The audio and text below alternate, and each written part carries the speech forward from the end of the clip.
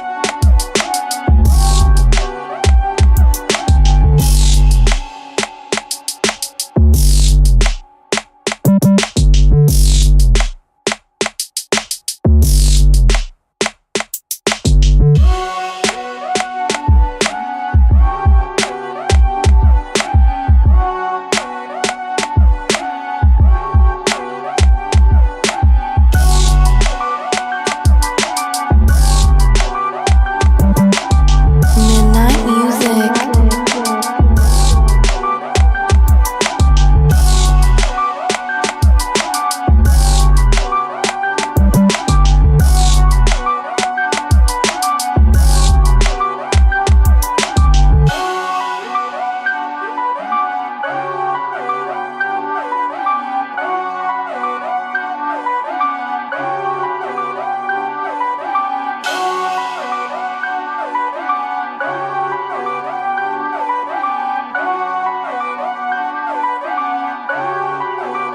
Midnight music.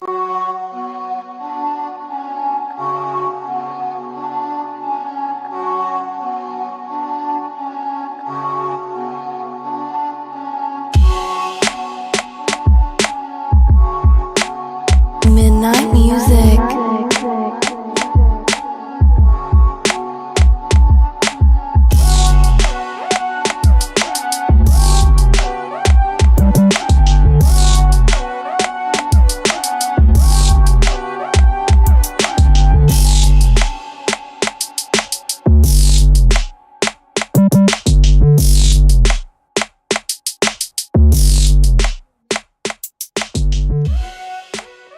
That did not happen. I want to let you know. He turns around at the end. he goes back to the first base ump. Yeah. He's really about to leave. He's like, wait a minute. He just turns around. He's like, this cannot fucking happen.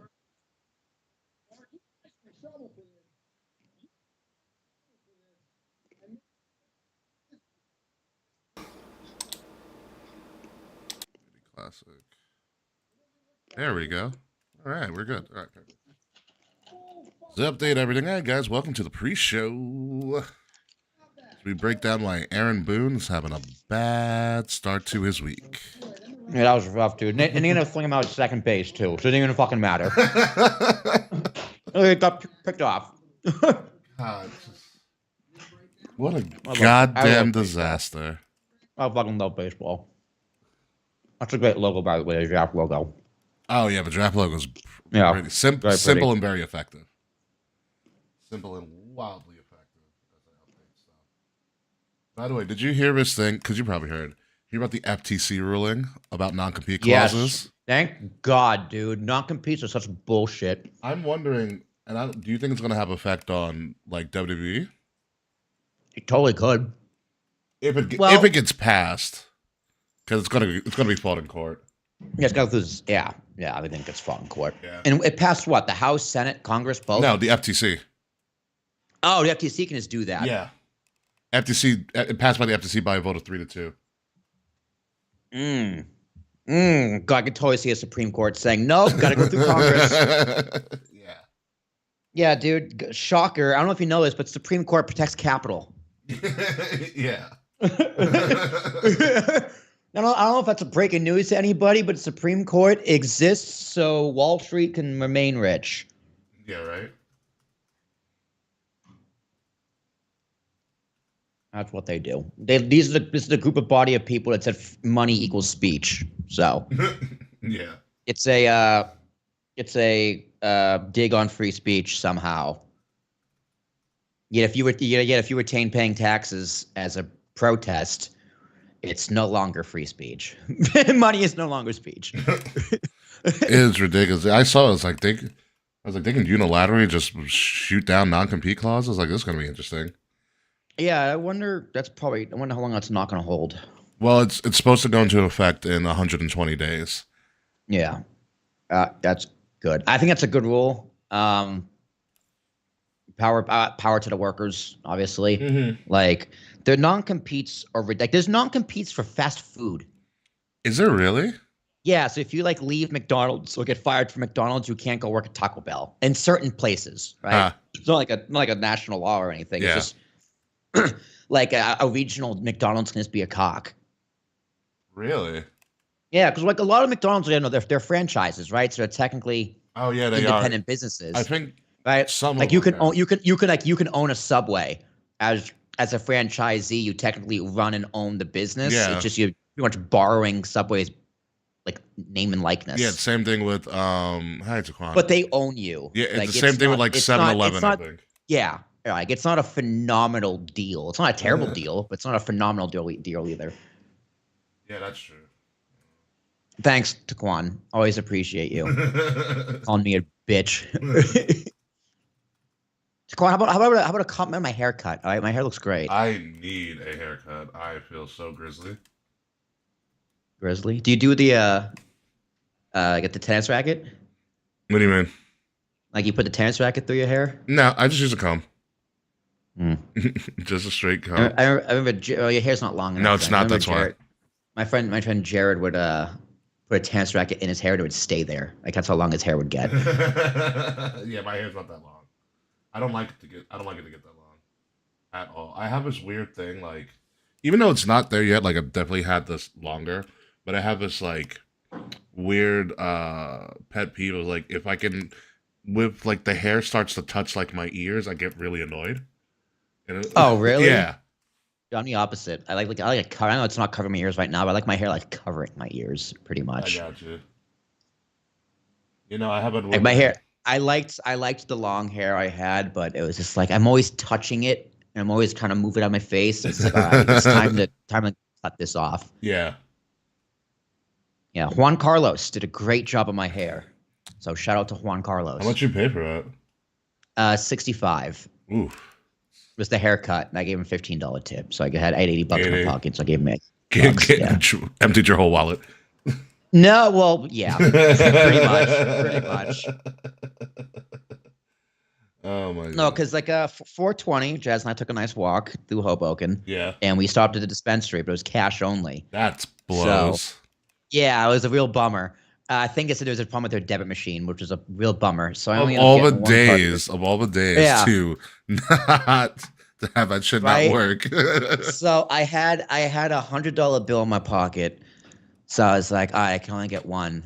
And that was 65. So I was like, all right, I don't have enough I don't have money for a haircut or gas. So I had to stop by the ATM, take out another 80, end up dropping that on the haircut, and then the rest, like I guess the 35 in my pocket will be for gas. Yeah, no, Taquan, I'm gonna ask you, how do you know that?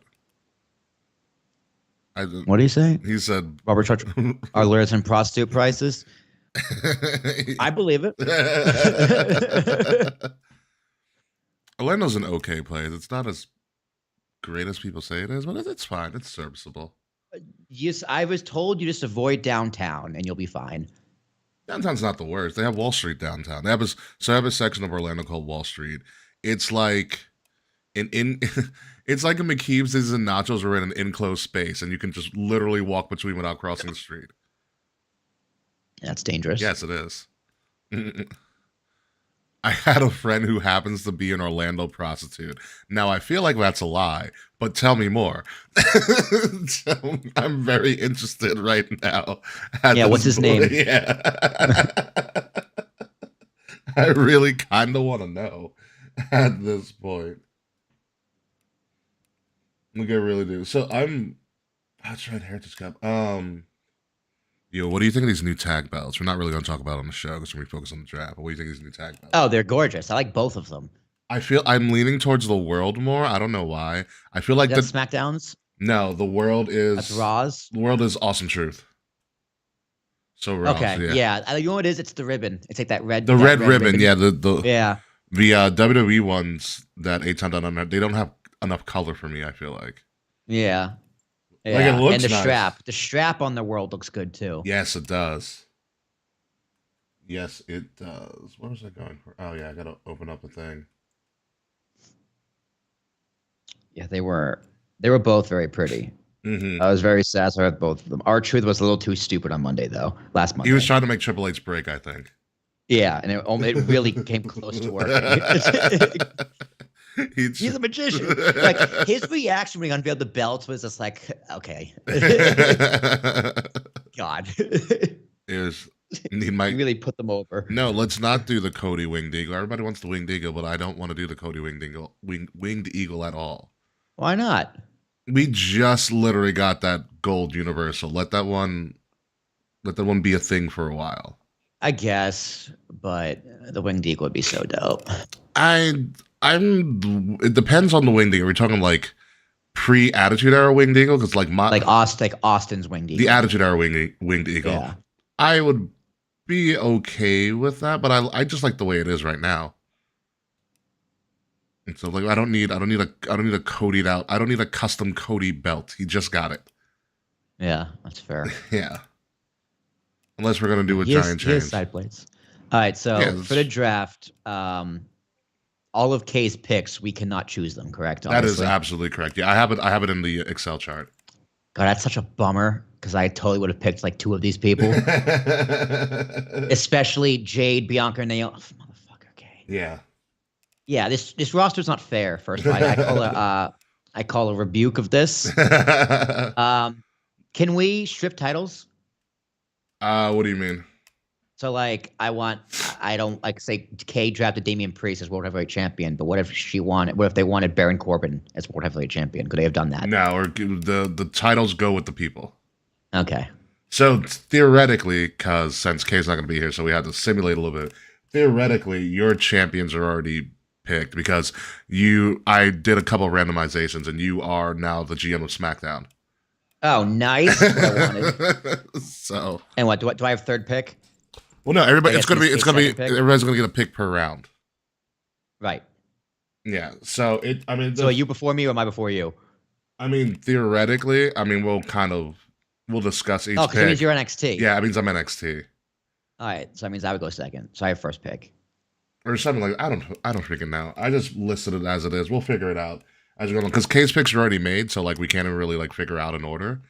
It's literally just us going back and forth and then discussing K's picks. It's just going back and forth and discussing K's picks, which is god damn it, K. Like right when I saw the match, I was like, this is not going to be as fun of a show as I wanted it to be. Did K tell you where they think these people are going to be drafted? Well, no, it's going to be based on their picks. Right, but like I could draft Seth Rollins to SmackDown, but in real life think he's getting drafted to Raw. Well, your picks are I'm setting it up as your picks are where you think they're going to go. Oh, okay. Yeah. Because that'll be too confusing to discuss even on the show. I'm drafting this, but I think you're going to draft there. Yeah. Okay, that's fine. Yeah, and I even have the Raw roster pulled up on my other. I have the entire roster pulled up on my other computer, so I know like who can go where or who. Yeah, who's still available. Let me pull up a list. Yeah. WWE roster. We got to talk about roster cuts? Yes, we are, because that's going to be a part of like who's not there and who's not making it. Just go to WWE.com and go to the Superstars page, and then you can like filter. Yeah, here it is. Champions and NXT champions. Mm-hmm. You can filter by brand. Current superstars. Yeah, you can. Current. Free agent. Yeah, Raw, SmackDown, free agent. Yep. NXT Hall of Fame alumni. Let me just keep the current. Somehow R-Truth is a free agent, which is kind of funny.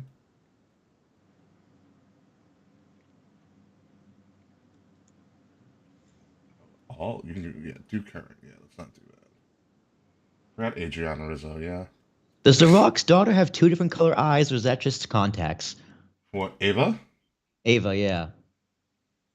Like, she has like Max Scherzer eyes. All right, so I believe one of them are contacts. I think they screwed up her composite. Yeah, I was gonna say. Because when she was with Joe Gacy's Schism, she had the red eyes, but now she's a GM, so I think she has like naturally brown eyes. So I think they screwed up the composite.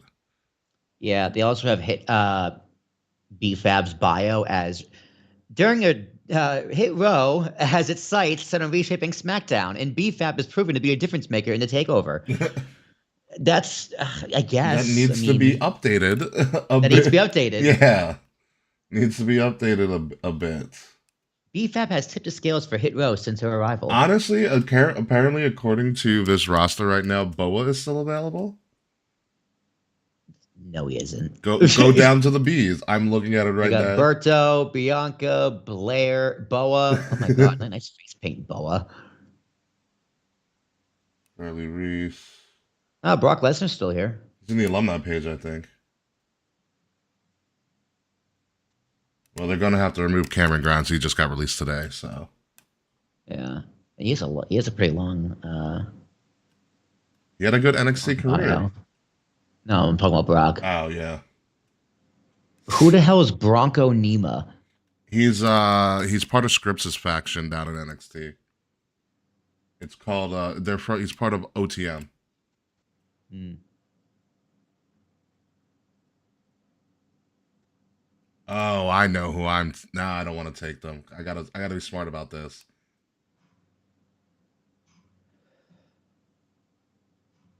How is Greg Miller part of the active roster? Katana Chance. Katana Chance? Oh my god, they have the picture of KO and Randy on the on the cart. Let me see. I also think Joe Gacy is going to be part of the Wyatt Six if we're actually going to go with that route. They got the Kevin Sucks from Elimination Chamber. Logan Paul. Petrovic. Who is Lexus King? That's Brian Pillman's son. It does look just like Brian Pillman. Yeah. Damn, does look just like him. So there's a horrible name for his fandom. They're called like registered Lex offenders. That's incredible.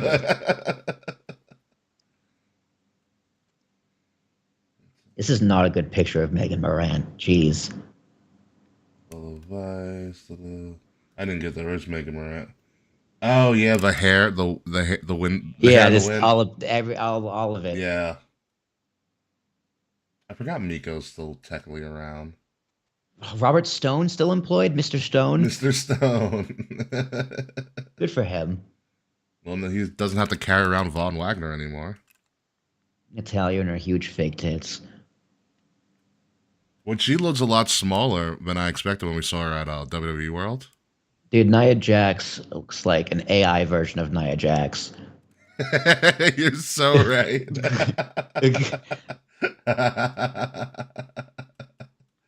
You're so right.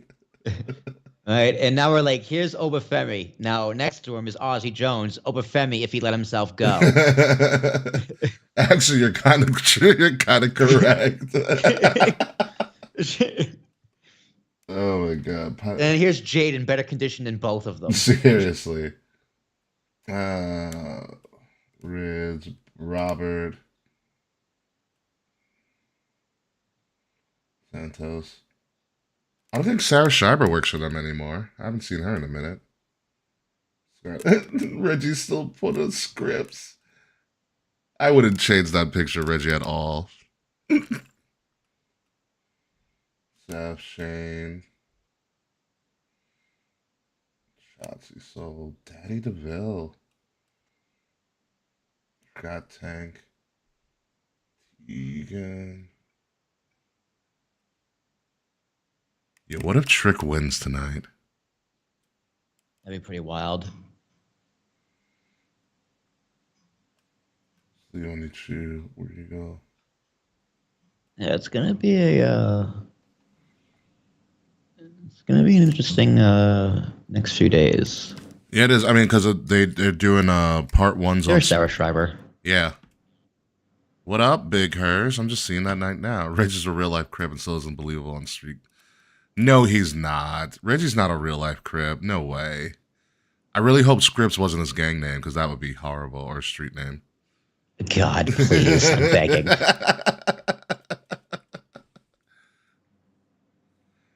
So wait, he is so all right. So let me get this.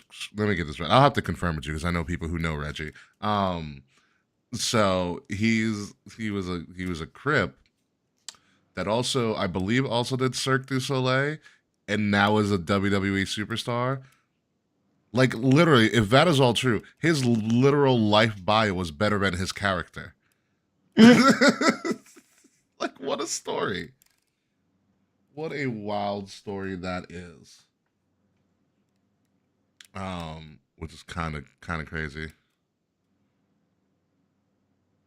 I like how they WWE retcons their women's championships. It says WWE Women's Championship 2016 to present. Really? Completely ignoring, whereas They're ignoring the SmackDown and the Raw part. The Raw and SmackDown, Raw and SmackDown Women's Champion is not on this list. That's very interesting. That is very, very interesting. World Tag Team Championship 2002 to present. Yeah, they also kind of retcon. They retcon those too. Lineage, yeah. Yeah. Very interesting. WWE Tag Team Championship 2016 to present. That's not true. I think they had World Tag longer than WWE. I don't remember. No, because in 2008, there were two sets of titles. True. Because the Colognes had them. Carlito and someone else, whatever, Primo. Didn't Big Show and didn't Jarrett? No, Big Show. Jericho. Yeah, didn't Jericho have like both of them at the same time at one point? Yeah, and Jericho is also a IC champion. Yeah, they had like 7 titles. These belt lineages are wild. World Heavyweight title to 02 to 13. Divas Championship 08 to 16. 27, 24/7, 19 to 22. Damn. Oh, here it is. World Tag Team Championship 1971 and 2010. Okay. That UK belt is still fucking gorgeous. I know, but don't sell anymore. I'm still fucking pissed about that. The European title is a nice belt though. It 97 to 02. The light, oh my god, remember the light heavyweight championship? No, you don't, because no one does. That's the light heavyweight championship is what I remember Taka Michinoku getting big off of. Yes, he didn't even get that big. Yeah. Women's Championship, 1956 to 2010. That was a decent belt. The Hardcore title, 98 to 02. $1 Million Championship, 89 to 2021. Accurate. Yeah, because it wasn't. Yep, accurate. It never got officially retired. They just got it off TV. In the WCW world, the Hart Dynasty were the final original World Tag Champs. Good for them. Good for Brad. By the way, did you saw the one shot of Sammy's entrance last week, right? Oh, it was incredible. Yeah, it was so good. They did it again this week for the Battle Royal. Of course they did. Yeah, Raw was really good last week. I didn't watch this week's, but last week's was really good. So they did a. Rhea Ripley scared me with that promo. Oh yeah, because that was real anger. A lot of it was. It For was sure. real anger. No, so when they did the women's battle royal for the Vacant World Championship, they were doing an interview segment with two women. I forgot who were backstage, and all of a sudden you hear all this screaming and stuff, and so they follow Jackie Redmond over to the camera follows her, and you see Nia Jax and Liv having to be split apart by a bunch of agents. So they're fighting and screaming, and then Becky walks past them, and Jackie Redmond stops Becky, and Becky's like, you know what, Jackie, I'll take it from here. Takes the mic, and the camera follows Becky as she's like commentating about the battle royal and walking to the ring. She sees Maxine and Ivy Nile like sitting on a box, and she stops. She looks at Maxine and goes, "This your first time competing for a women's world title?" Maxine's like, yeah, and Becky goes, "Show them why you should continue to be competing for the world title." And then keeps walking. The camera, no cut, follows her through Gorilla out to the ring. That's how you go, yeah, she's winning. But also, in that whole scene, Liv and Nia never stop fighting in the background. That's funny. So it's kind of like just this continuous, really awesome shot. Also, they started Raw like Evolve used to start. So Cole and Pat McAfee were in the ring talking about what's going to go on the show. That's pretty dope. Yeah. And here we were thinking we were spoiled with Kevin Dunn. All we're waiting for is like, dude, why the fuck didn't you retire 8 years ago? Seriously. Very, very seriously. All right, I think we're ready to go. It's gonna be a pretty straightforward show. We're gonna talk about some shit that happened Yeah. over the weekend. Yeah, of Not course. AEW Dynasty because honestly, I did not actually watch it yet. Nope. I heard looked great up some things. of the results. Heard good things. I hope Daniel Bryan can be a functional human being. I saw Swerve won, so that was cool. Yeah. The AEW did something that took WWE over 50 years to do. So they point on them. Swerve. Daniel Bryan might have had a seizure in his match. Yeah, it's called selling. He's fine. We better hope. So we'll see what happens. So yeah, on you, sir. All right, I'm rolling. Let's get the show on the road.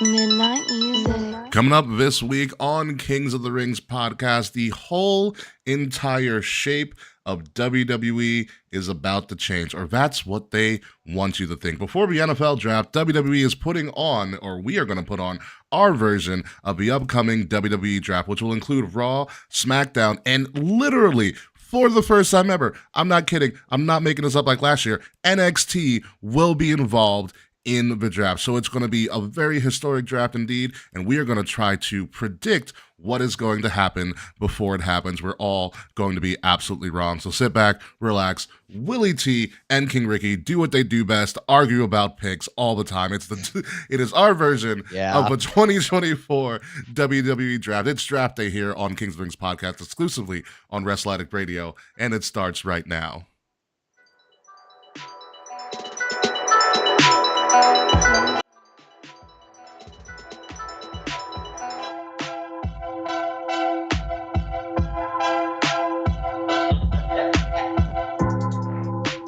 Oh, it's going to be a very interesting episode. We get to do draft analysis right before the NFL draft. It's going to be good. Are you doing anything for the NFL draft, Will? No. Oh, when's the NFL draft? It's actually Thursday when the show drops. Isn't it always on a Thursday? The first round, so they split. It used to be like Saturday, Sunday, but now it's like first round's Thursday night, second round's Friday, and then like 3 through 7 are over the weekend, and no one really watches those. Yeah, no one watches. Yeah, no one watches those. Yeah, okay, Yeah, cool. Whatever. Yeah. I don't know. All right, I don't care about football that much. Yeah, no, I just want to see. I'm trying to go to a draft party or something. Ladies and gentlemen, welcome. Talk to me in fantasy. Yeah, exactly. That's all I'm watching it for fantasy football reasons. Ladies and gentlemen, welcome to King's Rings podcast, episode number 373, Draft Day. I'm your host, King Ricky Rose. Thank you guys for joining us this week. If you like what you see or hear, please leave us a 5-star review, like, share, subscribe. Links to all of our stuff are in the description below. It is a 2-man show. Kayfabe is out. The future GM of Monday Night Raw is out, but Kay has left their picks. We're going to talk about all things draft worthy. But before we get to that, let me introduce my host with kind of the most, I guess. I don't know, kind of the most, as I screw up his scene transition, but kind of the most on the analysis of picks that he's probably going to fail pretty miserably at. Keep stalling. Yeah, rejected Wyatt Six. Rejected Wyatt 6 member. Will Tarashak, how are you? Yeah, the Wyatt 6, I think, is going to be pretty fun. Since kayfabe, it just pretty much screwed the whole draft for me. Yeah. Still like 3 or 4 of my picks. I'm just going to take all of the Wyatt 6 first. Well, it means you're going to have to define the Wyatt 6 in and of itself. So that's Okay, I'll try. I can give you 3 of them. yeah. It's gonna be a very interesting. If we can name all those future Wyatt 6, that would be a prediction in and of itself. It's really bad. Great Khali. JoJo. Okay. The Great Khali again. Lana. Alberto Del Rio and El Torito. Oh, I'd be down for El Torito. Oh, and Andrew Zarian. Yeah, he's a 6 member. He's a 6 member of it all. That would be wild. Yeah, no, it's really bad because like I should be into this Wyatt 6 thing and doing the screen code and stuff, but like it's just not there for me. I don't know why. Yeah, like you know it is because I kind of know it's coming. So it's just like, maybe. Yeah, the White Rabbit was a little bit. What is this? Yeah. Where this time it's just like, yeah, we know. Yeah. But at the same time, I'm interested to see. I'm glad we're starting here because I think this is gonna be very good for Bo Dallas. Because did you watch Bray's documentary? I need to. I haven't yet. I've been pretty lazy at that. I don't know what's more sad, the fact that Bray is gone or that Bo is left behind as just a broken man. Like, and I mean that as a form of compassion and like I feel sorry for him. Yeah. Not of like weakness. So I think this character is going to be a very good way for him to heal. So that is what I'm looking forward to. And I think it's going to be a good way for Eric Rowan to heal so they can honor both Bray and Luke Harper. Absolutely. So in that aspect, I'm very excited for it. But the dramatics, it's anticlimactic from a cinematic storytelling standpoint. You were correct. Yeah. So I hope creatively it does help Bo to heal because like I vividly like watching Bray and Bo's dad IRS just kind of he struggled through that weekend. Yeah, of course. It was I saw it and so I was like, this man's not doing well at all. And things like that. So hopefully that provides some healing for even him as well if we can see Bray's vision through his son and stuff. And speaking of visions through sons and WrestleMania in and of itself, we would be remiss if we didn't wish, as we are recording on the day of the birth of our elder statesman and our North American treasure, Mr. Fretz of the Fretzlemania podcast, turned 40 today, folks. Oh, poor guy. Yeah, right. He's as old as WrestleMania. I don't know. I guess he's doing well. He's on his way back from the casino for his 40th. I hope you won something, Fretz. Yeah, he won like 40 grand, which in Canadian is like what, 32 grand? No, it would be like 65. 65? Something like that. My math's not off. No, our money is worth more than theirs. Yes, that means I don't know. Whatever. Right. So if I was to charge someone $500 for something, it would cost 800 Canadian. I know because I tried charging a Canadian $500. He said that actually costs this much. Oh, really? Yeah. So, oops. So that means Canadian things are more expensive. Yes, so they are. 40 grand in Canadian is probably like 32. Oh, you grand. said 40 grand. I would said 40 grand like American. My fault. Okay, that makes sense. Yeah, no, 40 grand Canadian. Gotcha. Fretz remembers Jim Crow wasn't that far away. Jeez. It's a little bit further. It's a little bit further back than that. That's a great one, though. Taquan, I'll have to give you that one. That one's really good. I'm really glad Jim Crow is that old. That's really good. But Fretz, I hope you have a good birthday. You need to win something. Happy birthday, buddy. Happy birthday, Fretz. You are a gem, and hope we didn't get hoodwinked by a hooker. No, not an Orlando hooker, at least. If you've ever been $40, not 40 grand. Yeah, exactly. So we're gonna get into all of that stuff, but first we got to recap some stuff happening over the weekend. Like, for instance, there is some news coming out about WrestleMania, and the news is we know absolutely nothing.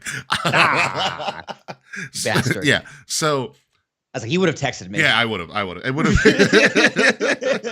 Here's what we do know. Nick Khan was asked about the location of WrestleMania 41 at a sports business conference like over the weekend or last week. And Nick Khan revealed the obvious, that it's not the WrestleMania 41 is not going to be on the East Coast. It's probably not going to compete anymore with the Final Four or MLB. Or MLB's opening weekend, which historically WrestleMania has always done. So smart move, Nick. Smart move. It is probably going to be either earlier in like a March or probably, I think, for the betterment of everybody based on how sick I fucking felt, to be later on in April, which isn't that big of an issue. He did confirm that one city that was in contention was Vegas. Of course he's going to hint at it. Yeah. He did confirm that one city in contention was Vegas, and he also did confirm that there is going to be an announcement about the WrestleMania 41 location sometime next month in the month of May. It has been widely speculated that it's probably between Vegas, who has the Allegiant Stadium, home of my Las Vegas Raiders, or be Minnesota, home of the Minnesota Vikings, which also has a... Which also has... That's what sound I think Minnesotans make. They don't do... I know some Minnesotans.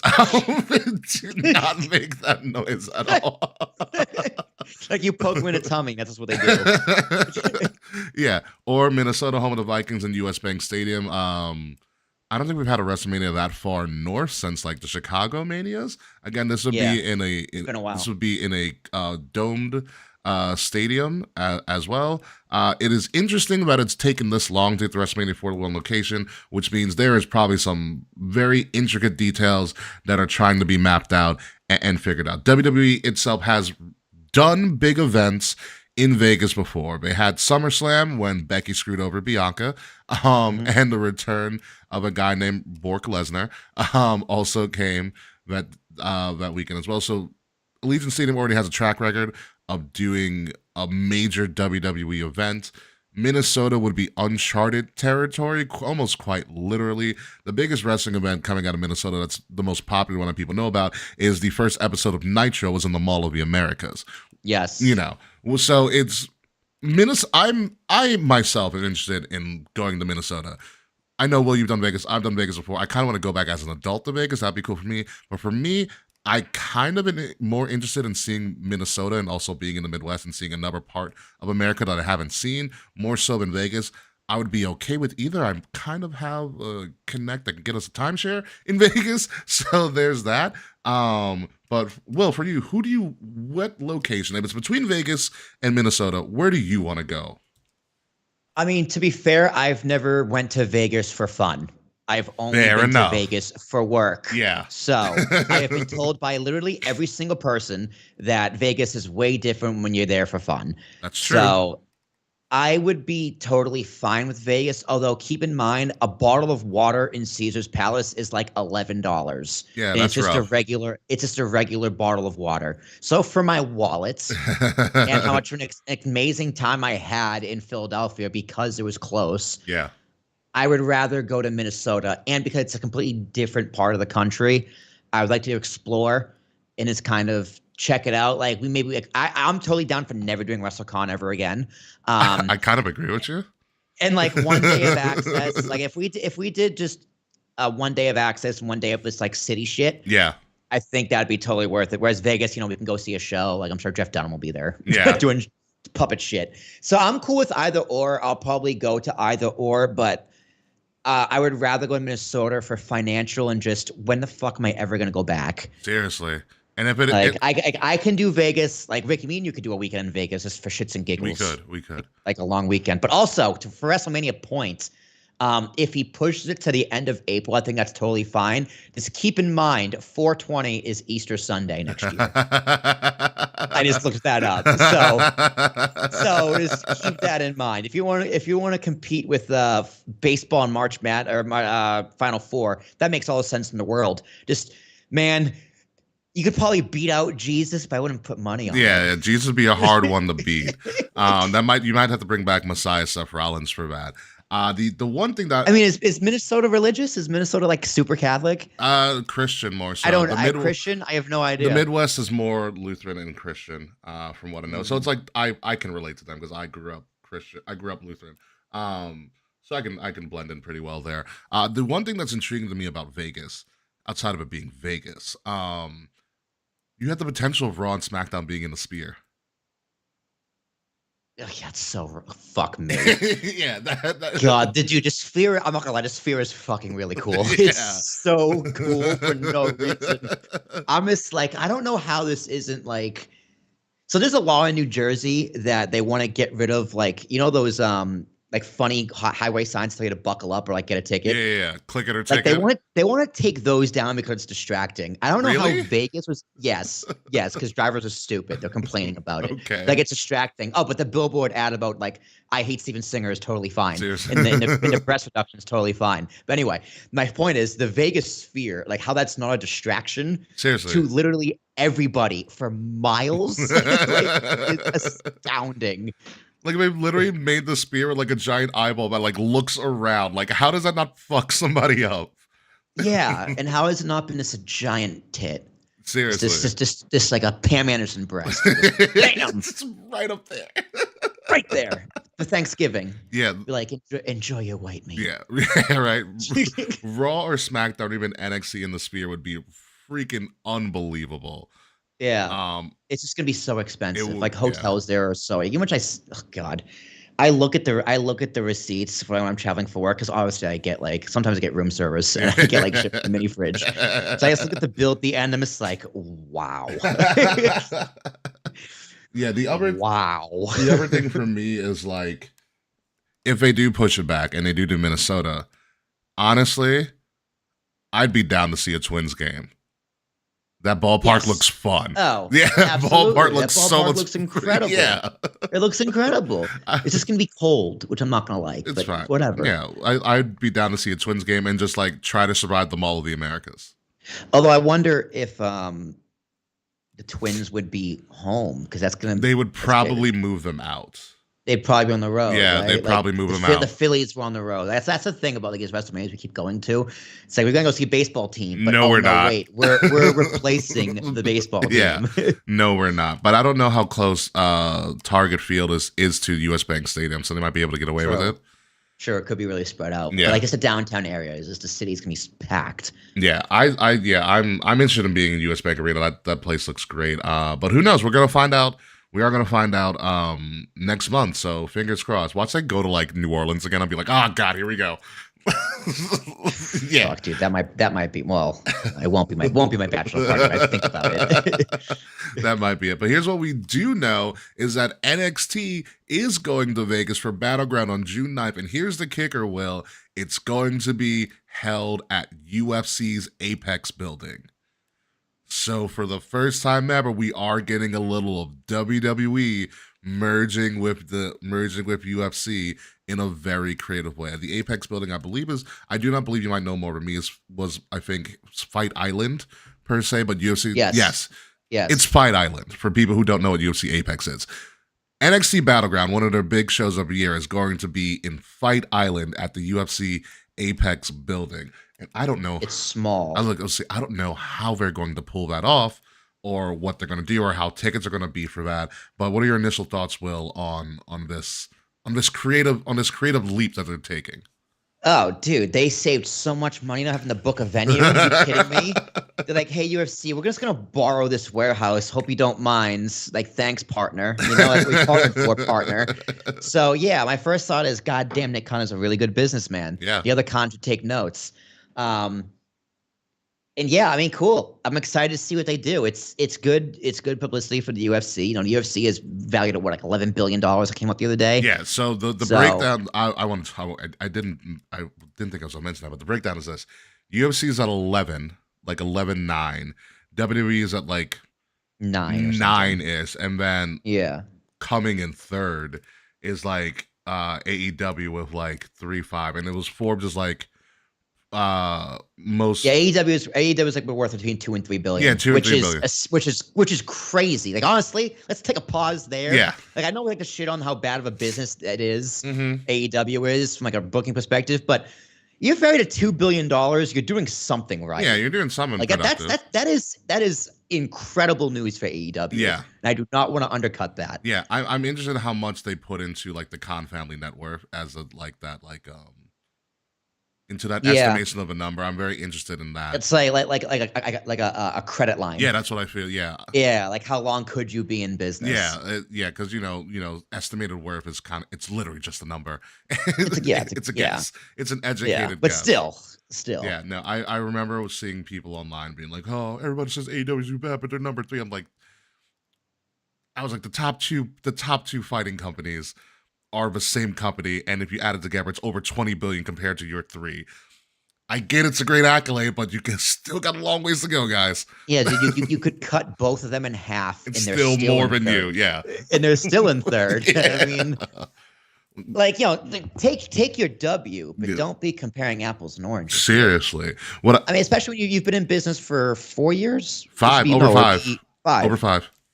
So you're still a young company, you know. Yeah. They're still going through growing pains, but. You know, just stop talking about CM Punk, and that's a start. They're turning on Jericho now too. It's hysterical. I also they are. That's weird. Jericho's time has come.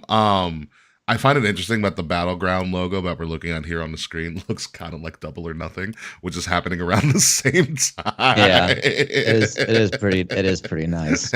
Also, I want to just touch on Taquan What did you saying say? Mania goes to Wyoming. Honestly, if they did a Sturgis Mania, I would not be that upset. It would be like was it Hog Wild that they did there? Hog Wild, yeah, it's like one of the Dakotas. Yeah, it's Hog Wild. You're like WrestleMania Yellowstone Park, like. Oh God. You have to fight Dude, it. that's when Yellowstone would burst and the world would end. WrestleMania 41, Doomsday. You have to fight until the geyser goes off. No kidding. Fight forever, but not really. That'd be amazing. So NXT Battleground was announced. Also, over this weekend, is a crazy wrestling renaissance because TNA put on a fantastic show apparently over the weekend, and the highlight of the show was the return of Broken Matt Hardy.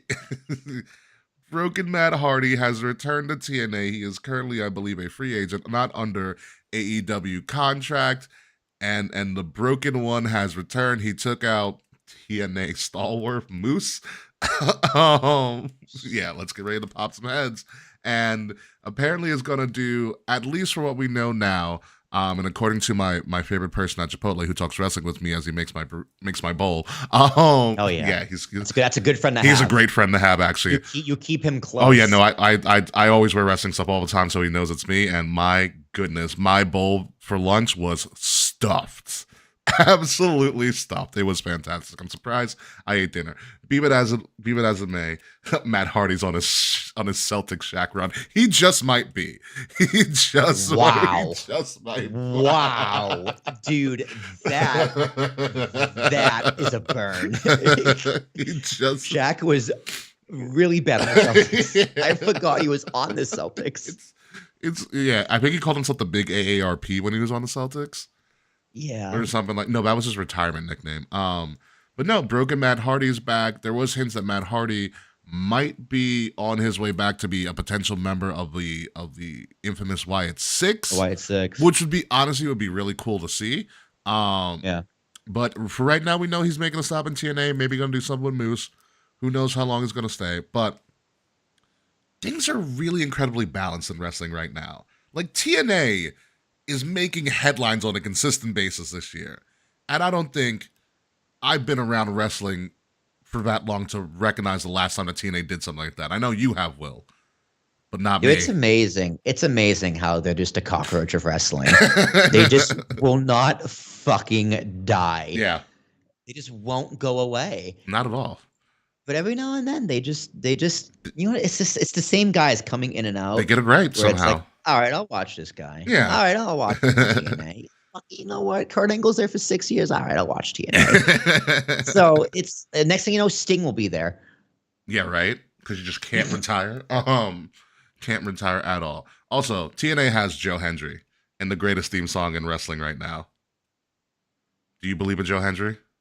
I do not. He's not real. You need to believe in Joe Hendry. He's not real. Like he can't hurt me. I'm waiting for a baseball player to use it as their walk-up song. Think about that. All right. Maybe when DJ comes back. Yeah, right. Say his name and he appears. I believe in LeMahieu. Although he hurt his foot in his rehab. Did he break it? Rehabs. I don't know, but he left his rehab game early because his foot was sore. Jesus, how are you youngstering? By the way, I have not been able to keep it's score. It's like 4-3. Okay, that's a little bit too close for my liking. Yeah, Strowman has set up a bunch of solo. It's a weird time in New York when the Knicks are like the hottest team. It's a very weird time in New York right now. Yeah, not for long though. Yeah. Let them get through the first round, and then it'll just like the Celtics are no joke. I don't believe in God, but I sure so do believe in Joe Hendry. That's right, Taquan. That's exactly what you're supposed to say. So yeah, the Yankees get a lot of strikeouts. Strowman has 8 Ks. Jesus Christ, Marcus Stroman. Schmidt had 9 the other night. Like, Rodon had a bunch last night. The Yankees get a lot of strikeouts. That's good to hear. And somehow TNA doesn't strike out at all in any way, shape, or form. So that's all the news that's been in the We would talk about AEW Dynasty if you of us watched it, but we heard good things. So I do want to acknowledge from AEW Dynasty that AEW actually did something that took WWE over 50 years to do, and that is crown an African American World Heavyweight Champion. Congratulations to Swerve, who has become the top guy by beating Samoa Joe in AEW Dynasty. So that is something to note for them right now. But it is time, folks, to talk about the WWE draft. So historically, in the past couple of years, in the past couple of times that they have done a draft in WWE, it has only been literally SmackDown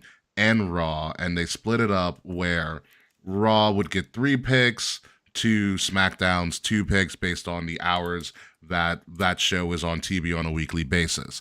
And I mean, it made sense. It was stupid, but it made sense. Like I got it. Yeah. I was like, I would have done that too. It made a lot of logical sense.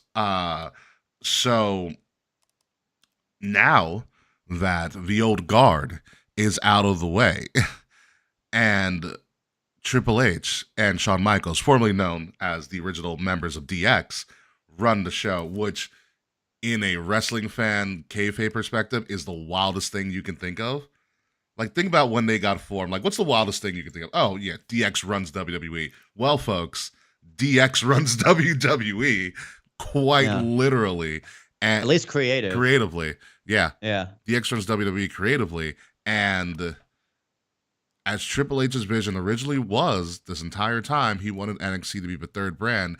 And it is seemingly the route that they are going, with NXT officially being the third brand in the WWE draft. So there's no more. I think they're going to move away from NXT being purely developmental. I feel like a lot of people will get their start in NXT, but with NXT getting essentially their own new TV deal on the CW, which is going to be the television station that's on like almost any form of television. Like, it's on the most TVs in all of them, in all of America. It's not a huge network, but it's there. It's you can find it. That's the thing. People they know it exists. They know it exists. And then you have Raw, which is going to be obviously the established brand, moving to Netflix, and SmackDown going over to USA later on in the year. They're starting to move. They're starting to pivot NXT into a more prominent role in their TV lexicon. Do they tour? You think they tour? I think they're going to move to touring soon. Bigger arenas? Maybe, or I think they'll do, and it's not a jab, I think they're going to do AEW size arenas maybe to start off, or something a little smaller. Yeah, what the arena we did in Providence for Money in the Bank. Correct. Yeah. Like the college arenas. Yeah, I think they'll do college arenas. Yeah, like Syracuse. Yeah, because I think you do college arenas. That is also a good recruiting tool. Yeah. Yeah, you do. Yeah, you do I think NXT should remain as like I'm totally fine with it being a third brand and being in the draft and more like included in WWE programming to get like the audience you lost back. It's a great way to get the audience you lost, like me trying to get them back into NXT. Yeah. It's like, hey, come back. We're sorry. So we're better now. All right. Like, hey, you up? Like, seriously. So I think it's smart to make them more known and included. However, that developmental process is so important and core to getting someone from the indies and getting them used to the WWE style. Like, it's so important. Like, Jade needed those 6 months in developmental without being on TV. Yeah. So, which will always be there, right? The performance center is not going anywhere. Absolutely. But I like that NXT is a place where you can go and be on TV and make mistakes. Yes. And try things out and have a playground. Like, it's almost better that no one watches or less people watch because you can fuck up and it doesn't matter. Yeah, I mean, when you look at it, the LWO, like Joaquin Wilde and Cruz, you know the spot they did where they catapulted him off the yeah, they first did that on an episode of NXT, and it got it was an NXT spot, and it went viral. It's a crazy spot, especially as small as the NXT arena is.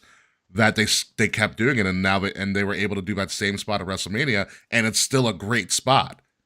Yeah, like, NXT as a testing ground for things is a great concept as well. But I think Trips is going to move to Trips and Mr. Hickenbottom are going to move to making it more inclusive with with things going on. Which so in that manner, the draft is going to have you're going to have some superstars who aren't being used regularly, or maybe even have past NXT star power going back to NXT to help kind of even out the playing field per se with them. So with that being said, we are going to initiate our own version, our prediction. This is going to be a part of our official yearly prediction battle right now of where we think the draft is going to, where the superstars are going to end up during the draft. So the draft is a 2-show process. The first part of the draft is going to be on SmackDown. Obviously, there will probably be picks that are not televised. And then the second half of the draft will be after Monday Night Raw this past Monday. So the full roster is at our disposal. Every member of KOTR has been given GM powers for prospective brands. Kayfabe, who is not here with us, is the GM of Raw. Fucking cheated. Yeah, so Kayfabe's picks have already been put in. Oh, it's going to be 67 tomorrow. I'm going to bring out the shorts. Will Tarashak, Willie T, has been selected as the GM of SmackDown, and myself will be the general manager of NXT. With that being said, everybody is able to be drafted. Including champions. The only champions that are not eligible to be drafted are the NXT champions, and that is because the NXT championships are brand specific. So it's the NXT Women's Champion, the NXT Men's Champion, the NXT North American Champion, the NXT Women's North American Champion. Right, you can't put them. I'm not moving them. The only champions that are not going to be able to be selected from Raw and SmackDown are the Kabuki Warriors, since they are the only women's tag champions. They will be floating. They go everywhere. They will be floating, and they can go anywhere they want, so they will not be able to be selected. So we're not going to do the entire roster because that would be absolute madness, and WWE hasn't released their format for this draft at all. So what we are going to do is we are going to do 10 rounds of selection. So each brand will have 10 choices. You can select an individual superstar, obviously a champion, because you're going to need on Raw and SmackDown a world, a women's, a mid-card, and a tag champion. So those are kind of pre-selected already since Kay already put in their picks. But you can also select tag teams and or factions. They do count as one pick for your brand. So if you were to pick, like, for instance, A-Town Down Under, just using them as an example, even though they are champions, they are a tag team. The tag teams count as one pick. Pretty Deadly as a group count as one pick. Final Testament, Akam, Razor, Paul Ellering, Karrion Kross, Scarlett, all count as one pick. So that is how we're going to go. So with that being said, let's open up the first round, which is kind of already selected, except for me, with the world champions, Kayfabe. We're going to talk about Kayfabe selection. I kind of have a feeling I know why Kayfabe chose this person as their champion of champions for the brand. Is Damian Priest remains on Raw, according to Kayfabe, as the world heavyweight champion. And I will say this, I believe it's because Damian Priest is now getting social media buzz as being called the bisexual Undertaker. Yeah, that makes sense. I mean, I see it. I totally see it. Like, this guy kicks ass, but he can also down a cock. What I do like about and the purple, the tights, the deep voice, the mustache, it's all there. It's all there. It's all there. Man, power to him, man. His name is Punishment. Punishment Martinez was his original name. Yeah. His indie name was Punishment. Like, come on. It's all there. I'm just saying, if it walks like a duck, it talks like a duck, and it waddles, it's a duck. That's the other good thing about what I noticed in on Raw this week. Damian Priest and Jay are going to be fighting at Backlash, which we're going to talk about, I think, next week. We're going to do a Backlash prediction show. So we're in pay-per-view hell at the moment. I'm excited. Yeah. I'm excited. They let Damian and Jey Uso do an elongated segment. Like, the promos seem to be less scripted and more kind of ad-lib between the superstars and competitors on Raw. Like, Sheamus and Drew went at it too. Interesting. No, this is last night. Yeah, this is last night on Raw. Yeah. Yeah, I'm gonna watch it probably tomorrow. Yeah, or tonight when we get off here, maybe. Yeah, it was kind of. I will say this. Sheamus said the whole banger after banger thing, and Drew was like, "Well, judging by the look of you, it looks like it's burger after burger after burger after Man, burger. poor Sheamus. Like like the picture going around. Personally, I think was just a bad angle. He doesn't look awful. He doesn't. He's in worse shape than when he left, but he thought his career was over. He like, had a month bad ago. neck. He had a really bad neck injury. Yeah, like he was fucked up. Yeah. So, is he chunky? Yeah, he's a He'll little get big. it back. He'll be fine. He'll get it back. Yeah. But also, his old music is back. Yes, it is. Yes, the, it the is. OG song. I was like, is that the it's a shameful day? Like my favorite. Am I a Sheamus fan now? Can I draft Sheamus first? Like that was what happened. That here? was one of the jokes. They were like, too many pies. Too many Too pies. many pies. Oh. Like, dude, it's a great song. I was so shocked when I heard it. Yeah, so I put down my Steam Deck. I was like, "There's no way." yeah. So with that being said, obviously Damian Priest, that means Will Tarashuk, the GM of SmackDown, gets adrenaline in his soul, Yeah. something Cody Rhodes, which I mean, you essentially have the franchise of WWE on your show currently right now. Where do you think he gets drafted real life? Oh boy. He has to go to Raw. I don't know. Dude, you want your poster boy on Raw to bring in that Netflix deal. So when The Rock comes back, it's on net. Like, when does Rock come back? When do they debut on Netflix? That's when The Rock comes back. January of 2025. Yeah, that's when The Rock comes back. I think he stays on SmackDown because SmackDown is broadcast TV. So is Raw until the end of the year. No, though. it's Fox Until compared. It's October. Fox compared to USA. Fair. Yeah, Yeah. I think that's what it is right now. So you're gonna trust Damian Priest to lead Raw into the Netflix deal? At least until October, because remember, we still don't know what the hell they're doing from October to January because the USA deal ends in October, and they have 3 months to figure out what the hell they're gonna do. Honestly, this is gonna be a good test for where WWE sees the market. Yeah, Like, where do they currently see more value in the market? Is it still broadcast TV with all those ad dollars and Fox money, or is it we got to put our horse behind streaming and Netflix? I think they Honestly, I think they showed their hand with the Netflix deal. Yeah, I mean, yeah, but now you guys see who's your main guy gonna go to, net streaming or cable? Yeah, Like, because Cody's the main guy. Like, I like Damian Priest, but Cody's the guy. Cody's He's the the top guy. guy in the company. Yeah. He's the guy. So you're gonna have your guy lead you to Netflix streaming or potentially more money in cable. It's just an interesting thing to see. I don't know. say you're wrong and disprove your argument, other than just I think Netflix is the better option because it's. Yeah, I think it's more so. know. It's more so like Cody's still a babyface Homelander.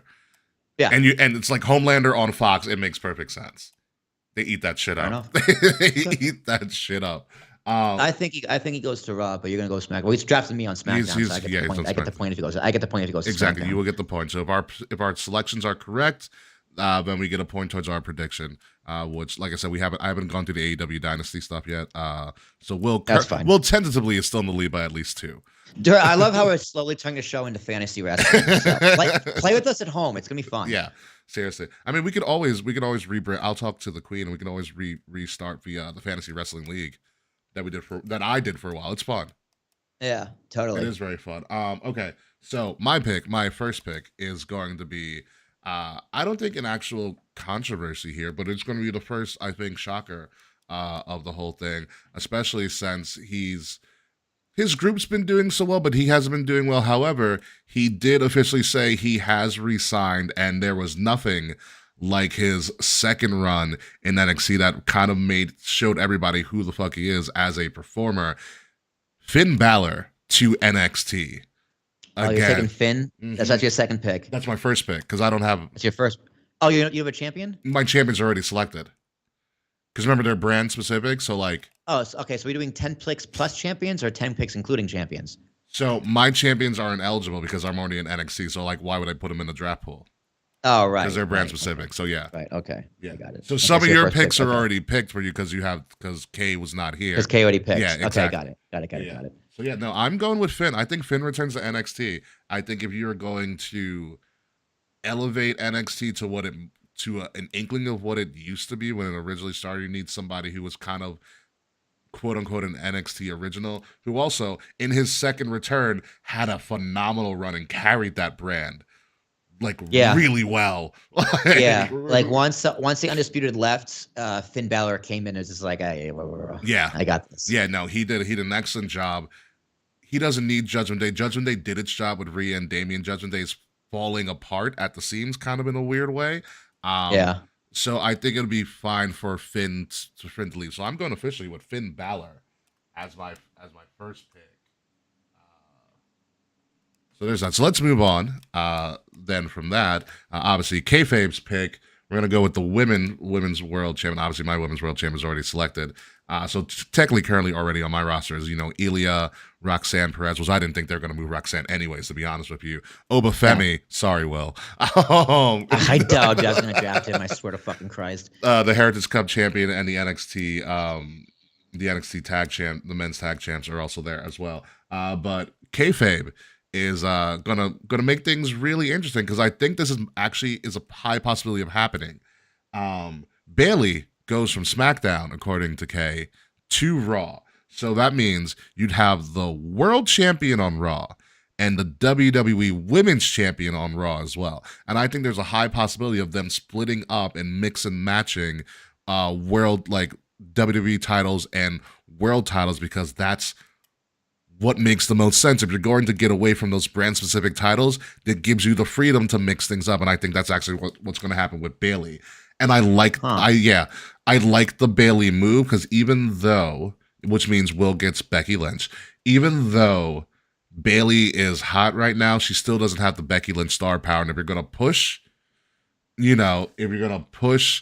Fox because they're on broadcast TV, you're going to need some heavy hitters. And Becky, who won the Battle Royal, to get Rhea's title, I think Becky going to SmackDown would be a power move just based on star power alone. And Bayley can do what she needs to do on Raw. Also, Michael Cole's on Raw, and there's nothing like the Bayley and Michael Cole rivalry. Yeah, no, I agree. I think Bayley going to Raw is also a good pick. Mm-hmm. I did like how all the world titles were on one brand and all the WWE titles were on another brand, but I guess it makes sense what you're saying to split them up because that just makes them brand specific also. She didn't really change anything. Yeah. So in that case, I am a rejected Wyatt 6 member. That's pretty funny. Yeah, so it makes sense to mix and mash and split them up. So I think Bayley also makes sense on Raw, but on my pick, I'm glad I got Becky Lynch. Actually, let me rephrase. I'm glad it's not Liv Morgan. It's a good swerve. I do want to talk about Liv not getting the title. Becky win the title. I think it's a mistake. I think Triple H should have rode the hot hands, strike when the iron's hot, and give that heat to Liv because she would make her a mega star. Instead, they played it safe and they went with Becky. Which I understand. Yeah, it was a desperation move. Yeah, it's like when all else fails, you give it to Cena. Yeah, that's what it is. And like, kudos to Becky because Becky was guaranteed a break. Yeah. She wasn't supposed to be around and she got called back and now she's doing this. Like Seth had surgery, so Seth's not around for a while because he tore his meniscus. Seth wrestled at WrestleMania in 2 matches with a torn meniscus, which I thought was wild, but he pulled it off and he is the MVP of WrestleMania 40. No one can take that away from him. But I think Becky winning is great because I still think you have to build Liv. The best version of Liv Morgan that we've ever seen is when she goes absolutely batshit insane and out of her mind. And Liv is not crazy enough yet to where they need her. So Liv trying to get the title on this Revenge Tour and never getting it, she needs to go absolutely berserk before she gets that title. And then you bring back Rhea. And she gets squashed. Yeah. Rhea's probably about 6-8 months? Depending on how bad that break is, it's going to be a while. Yeah. It's going to be a while. She might come back in the fall. It's a crappy situation. I don't know, man. Giving the belt to Becky it's something Vince would have done. I think it's just as Becky's hot. She's got the book tour, and Liv's been gone for a while. Liv still hasn't been consistently built up yet. Yeah, but she has those fans. Liv Morgan fans are bizarre people. They are. They Like are. those diehard Liv Morgan fans, I'm like, just why? What am I missing? Is it me? I would have loved Liv to get the title, but I think that also kind of runs the story short. I guess we'll see. Yeah, we'll Well, see. okay, I'll take Becky I Lynch. want Liv. I just need Liv to be crazier. She needs to go Harley Quinn psychotic. Yeah, And she's then you got Roxanne Perez. I already have lucky, Roxanne. lucky bastard. Yes, but with my official second pick, I'm gonna go with another NXT stalwart or a prominent NXT talent who came through the WWE system through NXT and took the world by storm. And to be honest with you, this person's not really being utilized that great anyways on Raw or SmackDown. So I'm taking Shinsuke. I'm gonna take Shinsuke. I'm gonna take Shinsuke. Yeah. It's a good pick. It's a really good pick. It's a very, very, very good pick and one that could actually happen. Yeah, seriously. Like I think his character would do very well in NXT. His anime character would do very well in NXT. He'd be perfect. Yeah, anime Shinsuke I think works perfectly. Him and Ilya would be a really fun feud. Yeah, exactly. Like I mean Shinsuke against Obafemi. No. That would hurt. It would hurt to watch. Yeah. So I think Shinsuke is a great move. Again, it gives the more hardcore, more nostalgic NXT fans something to go back to NXT for to see what's up. Do they retain that audience? Who knows? It sees how we got to see how they're utilized, but it gives them something to look into a little bit more. So let's move on. Obviously your first couple of picks are going to be your champion picks. So we're going to move over to the mid cards.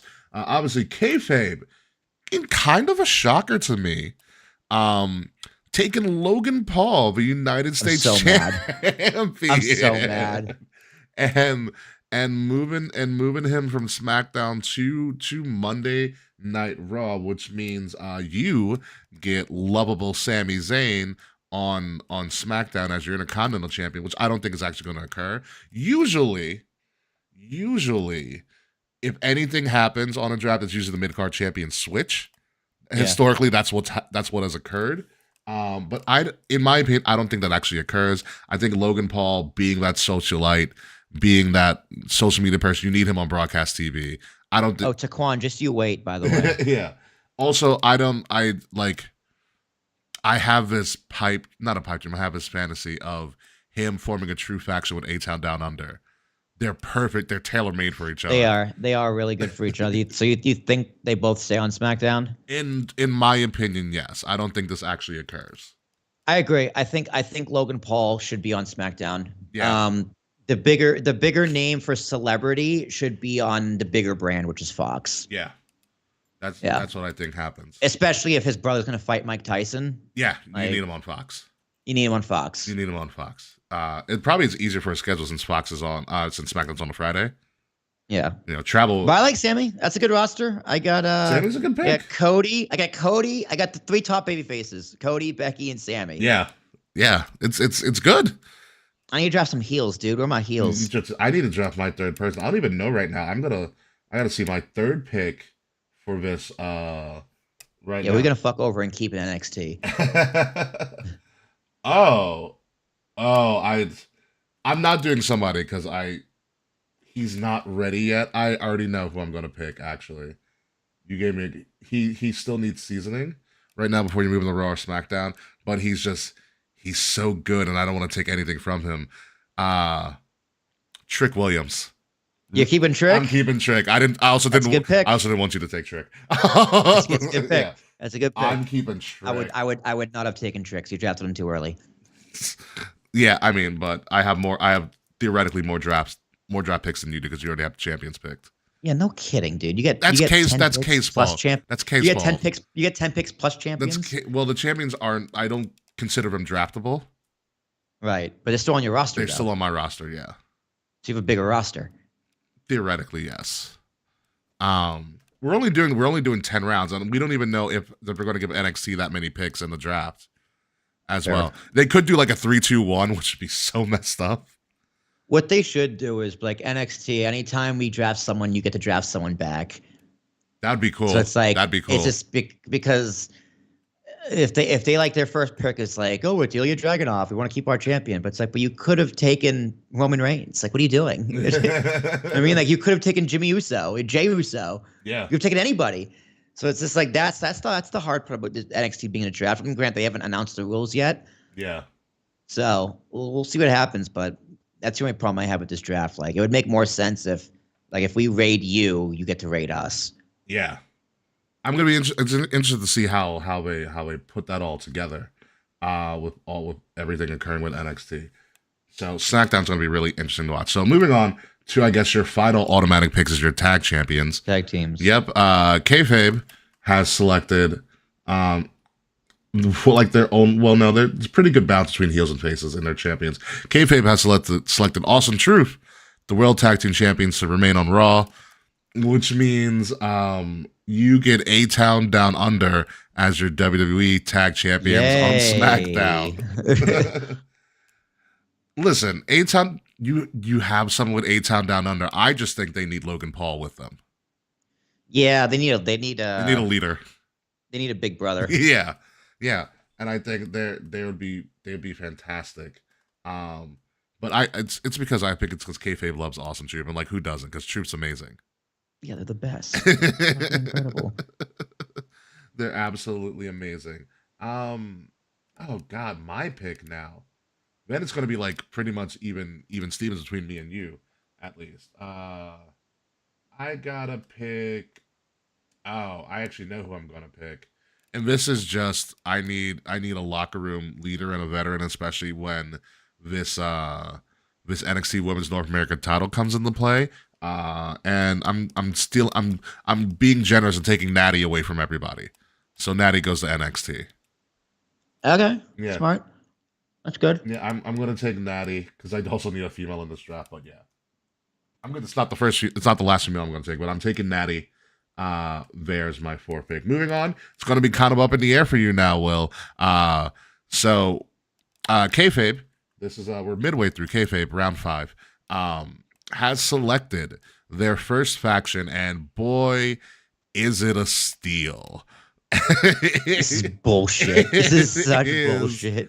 It is an absolute juggernaut of a pick in the big 3, known as Jade Cargill, Bianca Belair, and Naomi as a faction going to Raw. I also don't think this actually occurs. I think you keep them on SmackDown, especially since Jade was announced as a SmackDown signee not too long ago. Yeah, it'll keep them on SmackDown. But for our purposes, huge pickup for Raw, and much to the dismay of Will Tarashuk. So, Will, this is your first toss-up pick. Who do you got?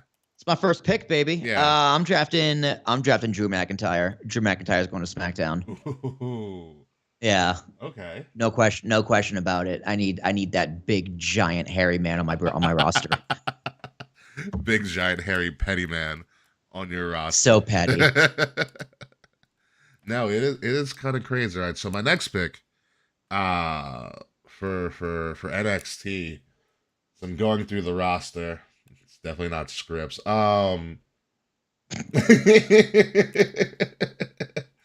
Again, these are people who have some sort of name that weren't utilized well enough, and this is someone that I think if they are healthy, which I believe they are, and they're ready to go, you bring them back. I'm going with Daddy DeVille.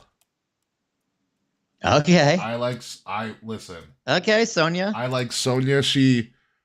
She had a great run in that Daddy DeVille character. She obviously had the legal dispute with that stalker for a while. She's kind of been away. I think she got married. She got married as well. Yeah, she had a lot of good and bad things happen to her. But if she's healthy, if she's ready to go, that character is NXT ready, where she can get a little bit more creative freedom. If that's the route that they're going to go with that, and she can reestablish that character. I really thought she had something with the whole when she turned on Mandy and then Mandy became Mandy. Yes, you know. 1,000%. Yeah, she did. There's talent there. There's shit there to work with. Yeah. So yeah, I'm going with Daddy DeVille. I think Daddy DeVille is a great character because NXT's getting the women's mid card title, so that needs to be boosted with some women who can be potential threats, and also women who you can be like, yeah, that's a good first champion to work everything off of. So that's why Yep. I'm going with Daddy DeVille there. Next, we're halfway through now, moving pretty quickly because we had to pick some champions. But Kayfabe with their selection in the 6th round, goes interesting. Going with Alba Fire, not Alba Fire and Isla Dawn, just Alba Fire in this selection. Formerly known as Kaylee Ray, one of the longest reigning champions in WWE from the redacted women's NXT UK Championship. She had a crazy run. And there is potential there. She's just not really being utilized right now on Raw and or SmackDown. But Kay is taking them Alba Fire at number 6. Very interesting pick. Interesting pick there for that women's division. But Will Tarashak, who do you got? Oh, dude, I know I'm gonna piss you off at this What one. is this? I'm taking Carmelo. I'm Hayes. not even pissed off because I didn't think Carmelo was gonna stay anyways. Yep, Carmelo Hayes is coming up to the Blue Brands because Melo don't miss, and he's gonna knock the fuck out of Sami Zayn. Let me tell you something. Listen, Carmelo Hayes is going to be the jewel of a draft in real life. Yeah. Yeah. He's going to SmackDown. Yeah, he's the jewel of the draft, hands down, no questions asked. He can come after Cody. He can be a really big deal. Eventually. Yeah, Eventually. really big deal after Cody. I am so happy we were able to. It's one of my points of pride in the podcast that we were able to sponsor his final match on the Indies. Yeah, that's pretty cool. Yeah, it is really cool. Okay, so NXT again, who is not being used, who can I keep from NXT? Actually, is a better question that I want to keep down there for. Chase U. I love Chase U. I don't care what anybody says. I'd just take Noam Dar. Oh, you gave me a good idea. I was like, I could steal all of Metaphor from Go here. for it. I'm not gonna take him. Yeah, you know what it is? Although they're probably gonna stay there anyway, right? So if you don't draft, it stays there. Well, we don't know. We're only doing 10 rounds. We don't even know how rounds. These are just, we're being like, if we were going to pick a top 10, who are the top 10 people we'd keep or pick for our brand? Oh, let's see. Yeah, screw it. I'm picking Metaphor. I think Metaphor stays. They're so NXT perfect. Like there's like I want Noam Dar to kind of return, but he's doing such good work with Metaphor. And so Metaphor including Noam Dar, Oro Mensah, Lash Legend, and Jakara Jackson, who I saw in person waiting online for those photos. Wow. Mm-hmm. Yeah. Wow is all I have to say about Jakara Jackson. So yeah, I'm going with my first faction in Metaphor. Moving on. A very surprising pick for Kay in round 7. Going with Baron Corbin. Returning to Raw. Yeah, I didn't see that one Neither coming, did but I. honestly, probably correct. Did they drop the tag belts? They did drop the tag belts, so they are Nice, thank yeah. God. Well, because Braun Breaker had also technically signed to SmackDown. Yeah. Well, I'm drafting him next. Yeah. So. So you're going with Braun Breaker? I'm gonna go with Braun Breaker. Yeah, I mean, that's easy. Honestly, we didn't get to talk about this WrestleMania weekend because so many good things happen on WrestleMania So much weekend. shit. And God forbid you forget about Baron Corbin. But Baron Corbin wrestled the greatest match he ever wrestled. It fantastic. At TakeOver. Absolutely fantastic. I turned to Charles. I'm like, am I cheering for Baron Corbin? And I was. He looked great. He looked great. He's a good wrestler. Yeah. So I hope Baron Corbin gets another shot at the main roster because he's underappreciated. I agree with that. He is underappreciated. He does a lot of things really well. Yes. He does a lot of things really well. But not like incredibly well. He's like a B at everything. Yeah, but it's a solid B. It's a solid It's B. a solid B. He's like an 86. He's almost a B plus. Yeah, it's a solid B. How's Beth feeling? But at everything, Yeah. like everything, he's a B at. Like he is literally like what's the Bret Hart scale? He has a 21 on the Bret Hart scale. Yeah, it's solid. It's a solid. Sevens look. across the board. Yeah, it's a solid look. It's a solid. All right, so my pick NXT. I just had him too. I could do really well. Oh no, I'm not gonna take her. Oh, that's right. I am gonna take this person. Someone who, for some reason, they're just not getting right on the roster right now, and they're not. I don't know why, but it's just not hitting. But she needs to she needs to really find her footing again because it looks like they brought her up and there's not really for her. Indy Hartwell goes to NXT, returns to NXT. Interesting. Yeah, totally possible. She's just not doing anything. She just doesn't really exist. They're trying That's not- something with her and Candace, but it's not hitting for me, and so I think we need to reset Indy. Yeah, dude, it's on Hulu Raw, so. Yeah, we need to reset Indy Hartwell. Moving on, round 8. Kay is really just fantasy booking right now, and this is just showing you how much Kay watched NXT UK compared to the rest of us. But Kay is picking the thick boys from Gallus, all 3 members, Wolfgang and the 2 brothers, going as a faction to. Did you miss one? What do you mean? Above Baron, did you say Ilya? What do you mean, Ilya? Yeah, Kay drafted Ilya Dragunov if he drops. Oh, I put that at the bottom. At the okay, I at the reset bottom it line. because I was like, Okay, got yeah, it. Okay, 'cause got I was it. like, what I'm- happens if I'm, he- going, I'm going off their original list. yeah, on I switched Discord. it up. My bad. Yeah. Okay, cool. Yeah, All right. Yeah. So So Gallus. Yeah, Yeah, go who is Gallus. Gallus? They're a tag team? they're a faction. There's 3 of them. It's Wolfgang and Joe and Mark Coffey. Okay. Yeah. Yeah, I need a faction. You do need a So- faction. You do not have a faction whatsoever right now. Yeah, because Judgment Day is already taken because they go with Damien. Well, no, Kay picked Damien's as one. So, and I took Finn. You took Finn? Yeah. Do I want the rest of Judgment? So you don't take the rest of Judgment Day?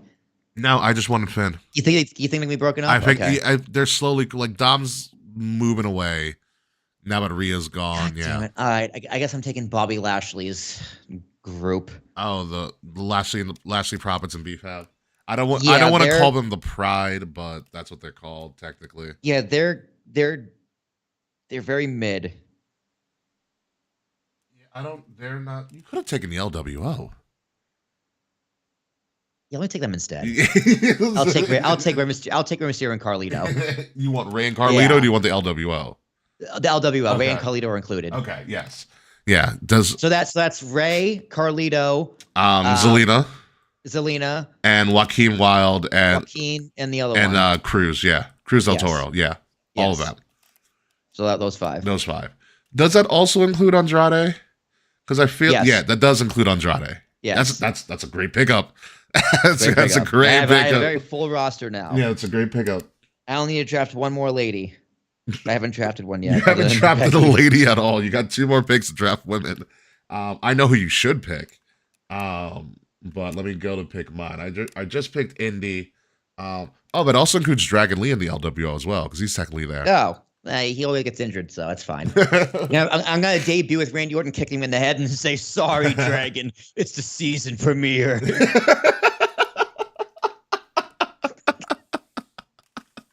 Oh my god! I love bringing that segment up on the podcast whenever every draft year I use it. It's a great gimmick. It's great.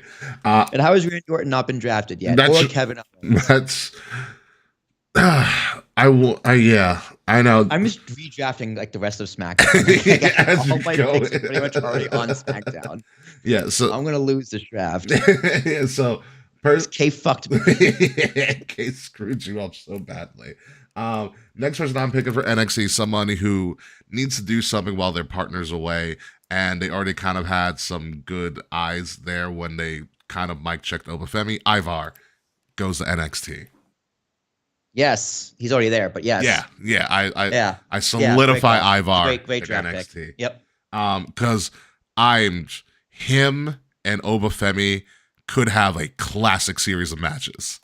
Yeah, like really unbelievable. Yeah. Like Obi's gonna be like, oh man, you can move. Yeah. I think that's where it's going to go. All right. 2 more picks left for everybody. Kayfabe taking Lyra Valkyria from NXT after losing to Roxanne Perez. Taking Lyra Valkyria, moving her to Monday Night Raw. I like Lyra. I think she could be main roster ready. And I think you got to put her with Becky Lynch. Because Becky's really helped, get her over. And Lyra did beat Becky for the NXT women's title. And it's a good call. There's also a big woman that you haven't picked up yet. I'm not even going to pick her to spite you, Will. But Lyra Valkyria to Raw. Very interesting pick. I don't know if that's gonna happen or work out, but I think Lyra is Raw and SmackDown ready at this point. I agree. Yeah. So who do you got? Well, second to last pick for you. You need women outside of Zelina Vega. So I'm gonna take Damage Control. Okay.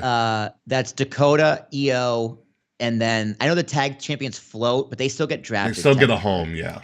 They still get a home, so they're primarily on SmackDown, but they can go everywhere else. Mm-hmm. So that's the Kabuki Warriors, Io, and Dakota. Correct. Yes.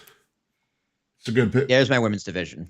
You're missing. You're missing one person, but that's just me. So sorry. So Dan. Well, take them because I don't know who you're talking about. No, I'm not going to. Because that would be. I guess I could take Charlotte, right? No, I'm not gonna take Charlotte. Charlotte back in NXT would be freaking. God, people would be so mad. Yeah, it'd be really so dumb. Mad. Really they dumb. bring her back to NXT and she takes the North American Championship as the inaugural champion. God, that would be pretty awesome, though. For me, again, I'm gonna pick another one. It's probably my last woman that I'm gonna pick. It's only because she's almost got it, but she needs to be in NXT more, and she can learn a lot from Natty, especially because she's going up against Natty at the time of his recording tonight in an NXT Underground match. NXT perfected the Underground gimmick, and it's so good. Lola Vice remains on NXT for now. Okay. Lola Vice, former UFC fighter, going up against Natty in NXT Underground, man, I cannot wait to watch that because I learned the power of a DVR. But I think Lola Vice is a solid pick. All right, so final pick, of our 10 rounds. Man, dude, I want more picks. I feel cheated. I mean, you can start. We can just ad lib some final bonus picks for us. We'll see how it goes. We have some time to kill. We're making good time. We're at 105 right now. So Kayfabe's last pick. Kayfabe is predicting an upset and Trick Williams beating Ilya Dragunov. So it's going to be a little bit of a caveat. So if Ilya Dragunov drops tonight, Kayfabe is going to select them to go to Monday Night Raw.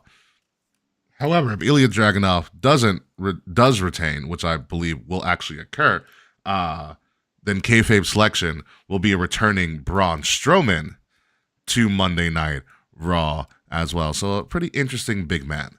It's a good pick. Yeah. Good pick. That's actually a really good pick by Kay. Yeah. So I'm not mad at. Yeah. So final pick, Will, for SmackDown. Who can you pick up? Damn, man. There's one that you haven't picked yet that's no brainer for you.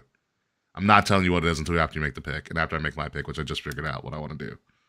Oh, dude, I'm an idiot. Let me do the bloodline.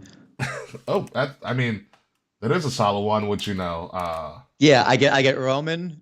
I didn't pick Jimmy.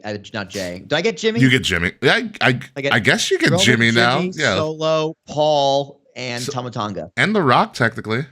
And The Rock, and all future. And all future bloodline. So, yeah, I'm going to take the bloodline.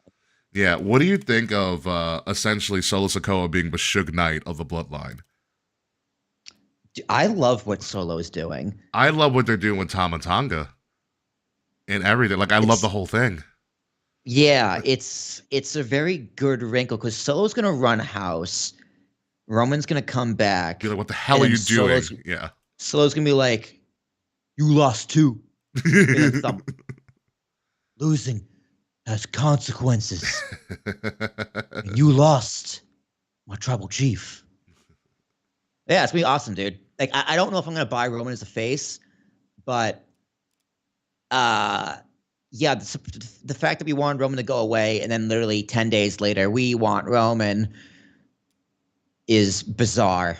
Wrestling fans. Roman's doing fine. He's got a deal with Jordan Brand for sneakers, which is he's doing a movie. He's doing a movie, which is absurd. Roman's fine. Let Roman get us. Literally, I'm not a sneakerhead, but I would buy, my dumb wrestling stuff would buy Rowan sneakers. I probably would. I would acknowledge him. He acknowledged me once. He acknowledged me once. Yeah, I'd probably buy the them. Bloodline 2s. Yeah, the Bloodline 2s. I'm betting gonna be dope shoes. They probably are. But yeah, I love what Solo is doing. Tama Tonga's really interesting. Paul Heyman's playing it great. Mhm. And Solo, when Solo came on the com, I'm like, oh, nice jacket, Solo. And then Paul Heyman goes, wow, nice threads. I'm like, thank you, Paul. We're on the same wavelength here. So it's a chapter I did not see coming in the Bloodline, Neither did I. and it's just a story that's going to go on forever. Yeah, the greatest story ever told in wrestling, and it keeps on going, which is crazy. My final pick, again, this is the booster and to get somebody off a lot of people's hands, as no one's going to pick them anyways, but it is a package deal because they are going to show up with their manager, and I think they will do a great time or a good rebuild in NXT because a lot of people, including Will, say that they need it. I am going with Omos and MVP to NXT. Yeah, that's a good pick too. Man, you could rack up a lot of points, Ricky. I'm not gonna lie, those are really good picks for NXT. Listen, Omos is good, but I think him in NXT again, pairing with Obafemi, you can have a lot of crazy stuff go on. Yeah, he's gonna look even bigger. Yeah, he is gonna look even bigger there, and have MVP to kind of steer the ship back there. You got another senior person there to help out some of that young talent coming through. Anyways, it just balances stuff out. So just to review real quick, our official draft has concluded. So let's just review the picks for everybody. Kayfabe of the GM of Monday Night Raw. Excuse me, sorry about that. Picking Damian Priest as their world champion, Bayley as the WWE Women's Champion, Logan Paul United States Champion, Awesome Truth, the World Tag Champions, all on Raw. Other selections for Kayfabe include the big three, which are Jade Cargill, Bianca Belair, and Naomi. Alba Fire, Baron Corbin, all of Gallus, Mark and Joe Coffey, and Wolfgang, Lyra Valkyria, and Ilya Dragunov. However, that is on a condition that he drops. If not, then Braun Strowman to Raw. For Willie T, the GM of SmackDown, he has selected, or was forced to select since Kay is not here, Cody Rhodes, the WWE Champion, the Women's World Champion, Becky Lynch, A-Town Down Under, the WWE Tag Champions, and Sami Zayn, the Intercontinental Champion. Will has also selected Drew McIntyre, Carmelo Hayes, Braun Breaker, the entire LWO, Zelina Vega, Rey Mysterio, Carlito, Cruz del Toro, Joaquin. I was gonna say Joaquin. I was gonna call him Joaquin Phoenix, but Joaquin Wild. Oh, that would be a great pick. Yeah, right. Dragon Lee and Andrade also picking Damage Control, the Kabuki Warriors, Io Sky and Dakota, and the Bloodline, and the rest of the Bloodline lineage in perpetuity because there are more of them coming. NXT, my show, I picked Finn Balor, Shinsuke Nakamura, Whoop That Trick Williams, Natty, Daddy DeVille, Metaphor, Jakar Jackson, Lash Legend, Noam Dar and Oru Mensah, Indy Hartwell, Ivar, Lola Vice, and Omos, and MVP. So those are our picks for this year's draft. But we can go on for a little bit longer, see who else that we could have picked. So, Will, I will give you this one. You didn't pick Tiffany Stratton. That was I did. I thought that would be a dead giveaway to pick up Tiffy. Yeah, I guess. I wouldn't pick up Tiffy. If I had to continue on I only had like 5 picks, man, while my champions were taken. I know, but as a solid person to like boost your women's division, Tiffy time is perfect. Yeah, I'll draft her 11. For me, if I had to continue on, who else would I want to see in NXT? Oh, Nikki Cross. God, yeah, that's a good one too. Nikki Cross, yeah, easy. When she comes back, yeah. Nikki Cross. Obviously, I wouldn't take Randy. Randy wouldn't move down there, but Randy would have been a good pickup for you. Randy would have been good. KO would have been good. Liv Morgan would have been good. Jay Uso would have been good. I would have picked KO, but I think KO still is doing the bloodline stuff. Yeah, no, he's not going anywhere. Literally, Alpha Academy would have been good. I thought about them. Well, I don't even know if Alpha Academy is going to even return now that Chad's, going crazy. Smiley is here. Look who it is. Smiley. Speaking of alphas. Yeah, right? Smiley's in the building. Thanks for joining us. Don't worry, Smiley. None of us picked scripts. I thought about it for too like bad 3 as well. seconds. Some people who weren't drafted, we didn't even talk about this. I totally forgot about this because I went into talking about the draft and everything. But some people who were ineligible to be drafted were people who couldn't be drafted because they recently got cut. That included Veer and Sangha, Zion Quinn, Von Wagner, and the two biggest names most recently found out today. He will not be going to the moon because he is going to the unemployment line currently. Cameron Grimes, unfortunately, got cut. And somehow, someway, they finally hindered the gender. Again. Jinder Mahal has been officially cut from WWE. 90-day no-compete clauses for all of them. Xia Li also got cut as well, which I was very kind of upset about. Yeah, but she wasn't on TV. Yeah, they weren't using her much. I don't think they knew how to use her. I think she also, I don't know if her ability to cut a promo with English was great, although they've been using subtitles for Shinsuke and Damage Control, so I don't know what they missed. Who knows? But there's a lot of potential in Xia Li. There's still a lot of potential in Cameron Grimes. Jinder Mahal can pretty much do anything he wants at this point. I selfishly want to see Jinder show up at AEW and confront Tony. God, I'd watch. I'd watch. I'd watch. I'd watch. I'd watch Jinder Mahal run through AEW. I'd watch so badly. Apparently the cuts are, I guess, a little bit more. We're leaving Reggie alone, Smiley. That's why no one picked him. That's why no one picked him. There's a lot of potential in Jinder Mahal. I don't know how many more cuts are coming, but let's segue to that. If you were to cut anybody else, Will, who would you cut from the roster? It's really tough, man.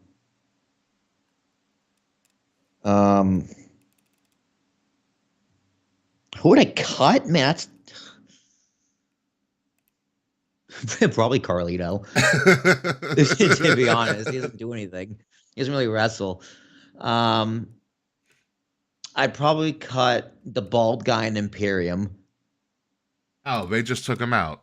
They took out Giovanni. I think he actually going to get cut, to be honest with you. Yeah, Giovanni Vinci. They just turned on him last night. Yeah. I think he actually is going to get cut. Yeah, him. I'm also surprised no one picked up Gunther. Yeah, that is pretty surprising. I'm surprised Kane didn't pick up Gunther.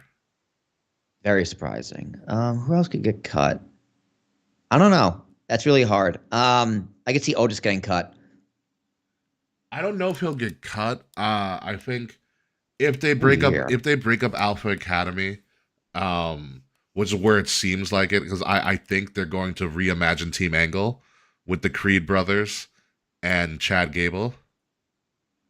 Yeah, which I think would be fantastic. Smart. Yeah, that's smart. They need that. I think Otis has a potential of breaking out as a singles person. Otis kind of has the Carmella syndrome of always being with somebody. I could see Shotzi getting cut. Is she? I know she just got married. I think she's also currently injured. I think it would kind of be a dick move for them to cut her. Yeah, it wouldn't be the first time. Yeah, I thought about picking up Shotzi because I think she'd do wonders in NXT. Also because I need her to be the host of Halloween Havoc every year. Tozawa could be cut. Tozawa could be cut, which is unfortunate because he's funny as hell. Yeah. Apollo Crews could be cut. That I can see. Ashante Adonis could definitely be cut. Especially since BFAB's getting more time than him. Yeah. Beth Phoenix is still on here, which is pretty funny. I find that hysterical too. Boa could be cut. Boa has been cut.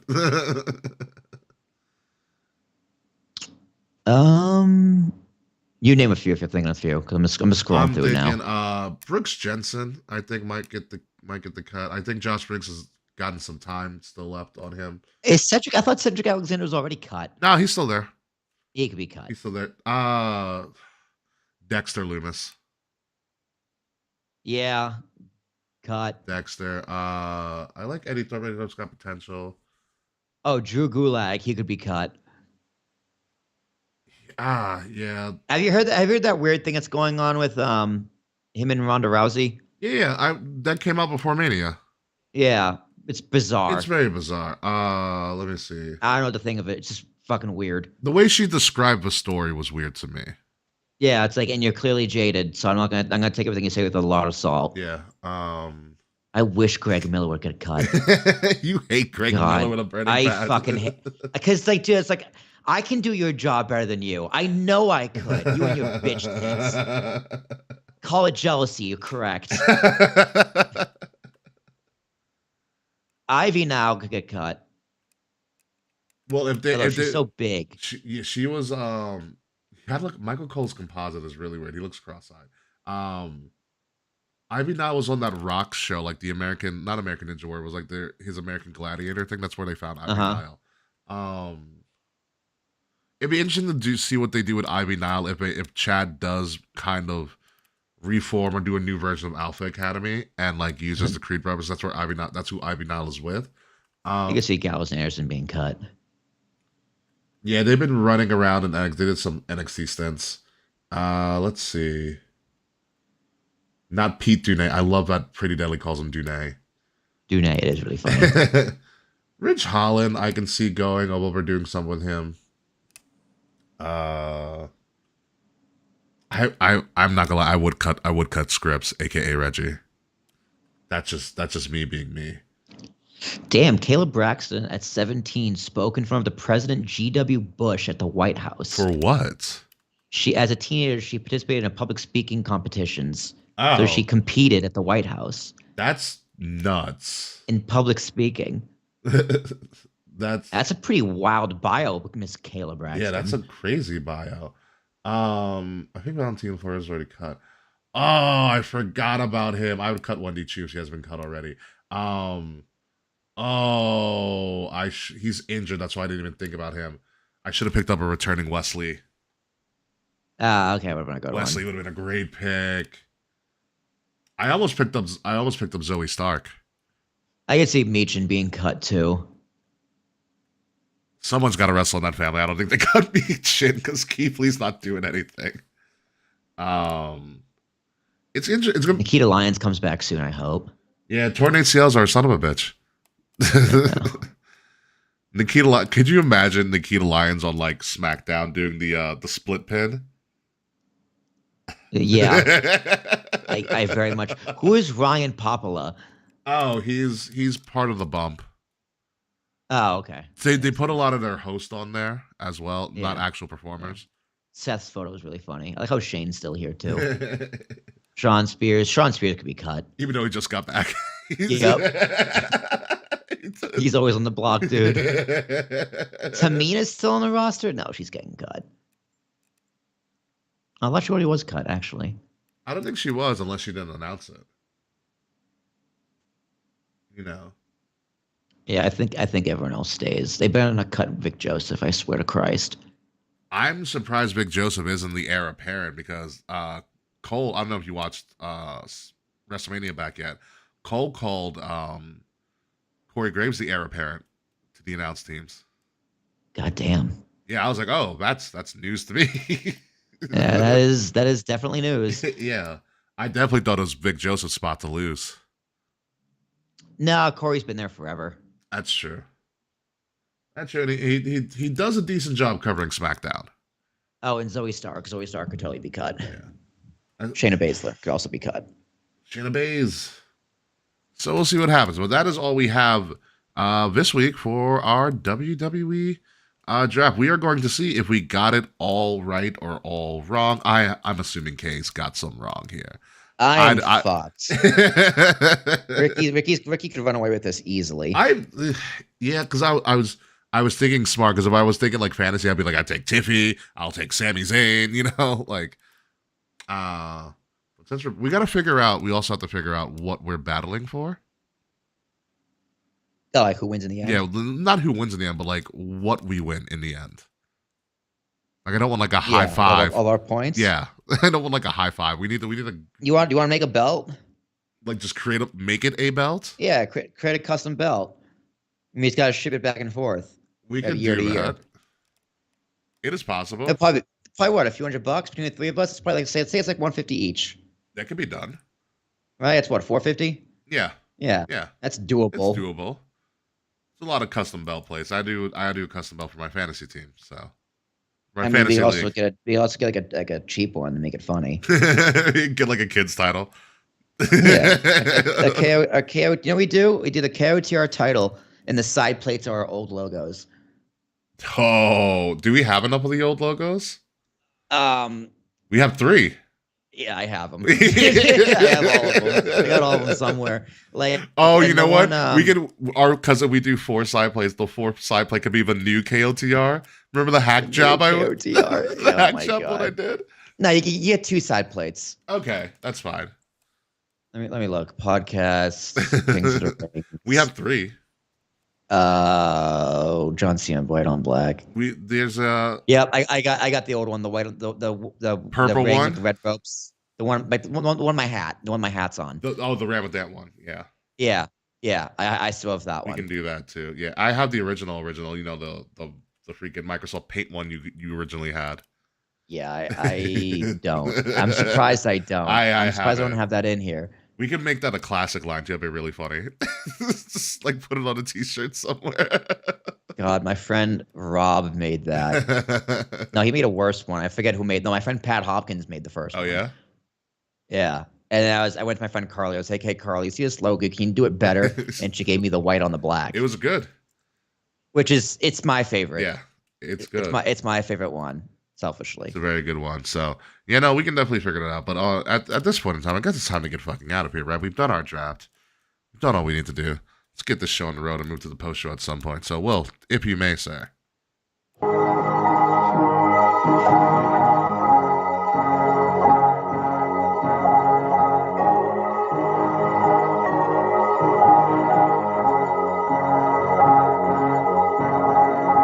Ladies and gentlemen, you have been listening to Kings of the Rings podcast, episode number 373, Draft Day. We have attempted and probably have failed in correctly picking what superstars will go where in this year's version of a WWE draft. One thing is for sure, though, the brand split's not going to even be realized after like 3 weeks from now anyway, so none of this is even actually going to matter. But what does matter is that my name is King Ricky Rose. You can find me at Ambassador Biggs across all social media outlets, BIGZ Ambassador Biggs. Find Kings of the Rings podcast at KOTR_podcast across all social media outlets. Like, share, subscribe, leave us 5-star reviews. The links to all of that are in the description below. If you like what you are listening to or what you are watching, make sure you are following us and following our network brand, Wrestle Addict Radio, the cure for the common wrestling podcast, which is home to Kings of the Rings podcast, the Fretzelmania podcast, the YLP Young Lions Perspective podcast, and the Brace for Impact Wrestling podcast. We do have a podcast that covers TNA, all on Wrestle Addict Radio. Follow Wrestle Addict Radio socials at addict_wrestle on Twitter and at Wrestle Addict Radio everywhere else. So links to all of that are in the description below. Will Tarashak. Yeah, ladies and gentlemen, Yankees about to pick up this dub. It's 1 out in the 9th inning, so that's good news. Go. Hope you all like baseball. There we go. It's now a baseball podcast. Ladies and gentlemen, my name is Will Tarashuk. T as in Thomas, ARASHUK. I don't got plugs this week. I'm not plugging anything. There you go. So, other than my new book's coming out. No, I'm just kidding. Imagine if I wrote a book. What would the title of my book be? The title of your book? Jesus Christ. Yeah, what would the title of my book be? American Minutes. Yeah. American Minutes. American Minutes. That's all right, Peter. All right, Peter. All right, Peter. American Minutes. So when we come back next week, folks, we're going to figure out the results of our draft. We're probably going to comment on AEW Dynasty 2 weeks late because what the hell? Who cares? And we're going to get ready for Backlash in France and a midday PLE. It's going to be Saturday at 12:30 is what Backlash is going to be. So hell yeah. So get ready for brunch and wrestling that weekend, folks. So until next week, folks, goodbye. Good night. We'll see you soon. And maybe also if you're joining us on the post show since we're doing this live. And oh yeah, there is one final pick in the KOTR draft. It's Mr. Irrelevant, and that goes to Slack because fuck you, Slack. We'll see you next week. At least he got drafted. And he's cut.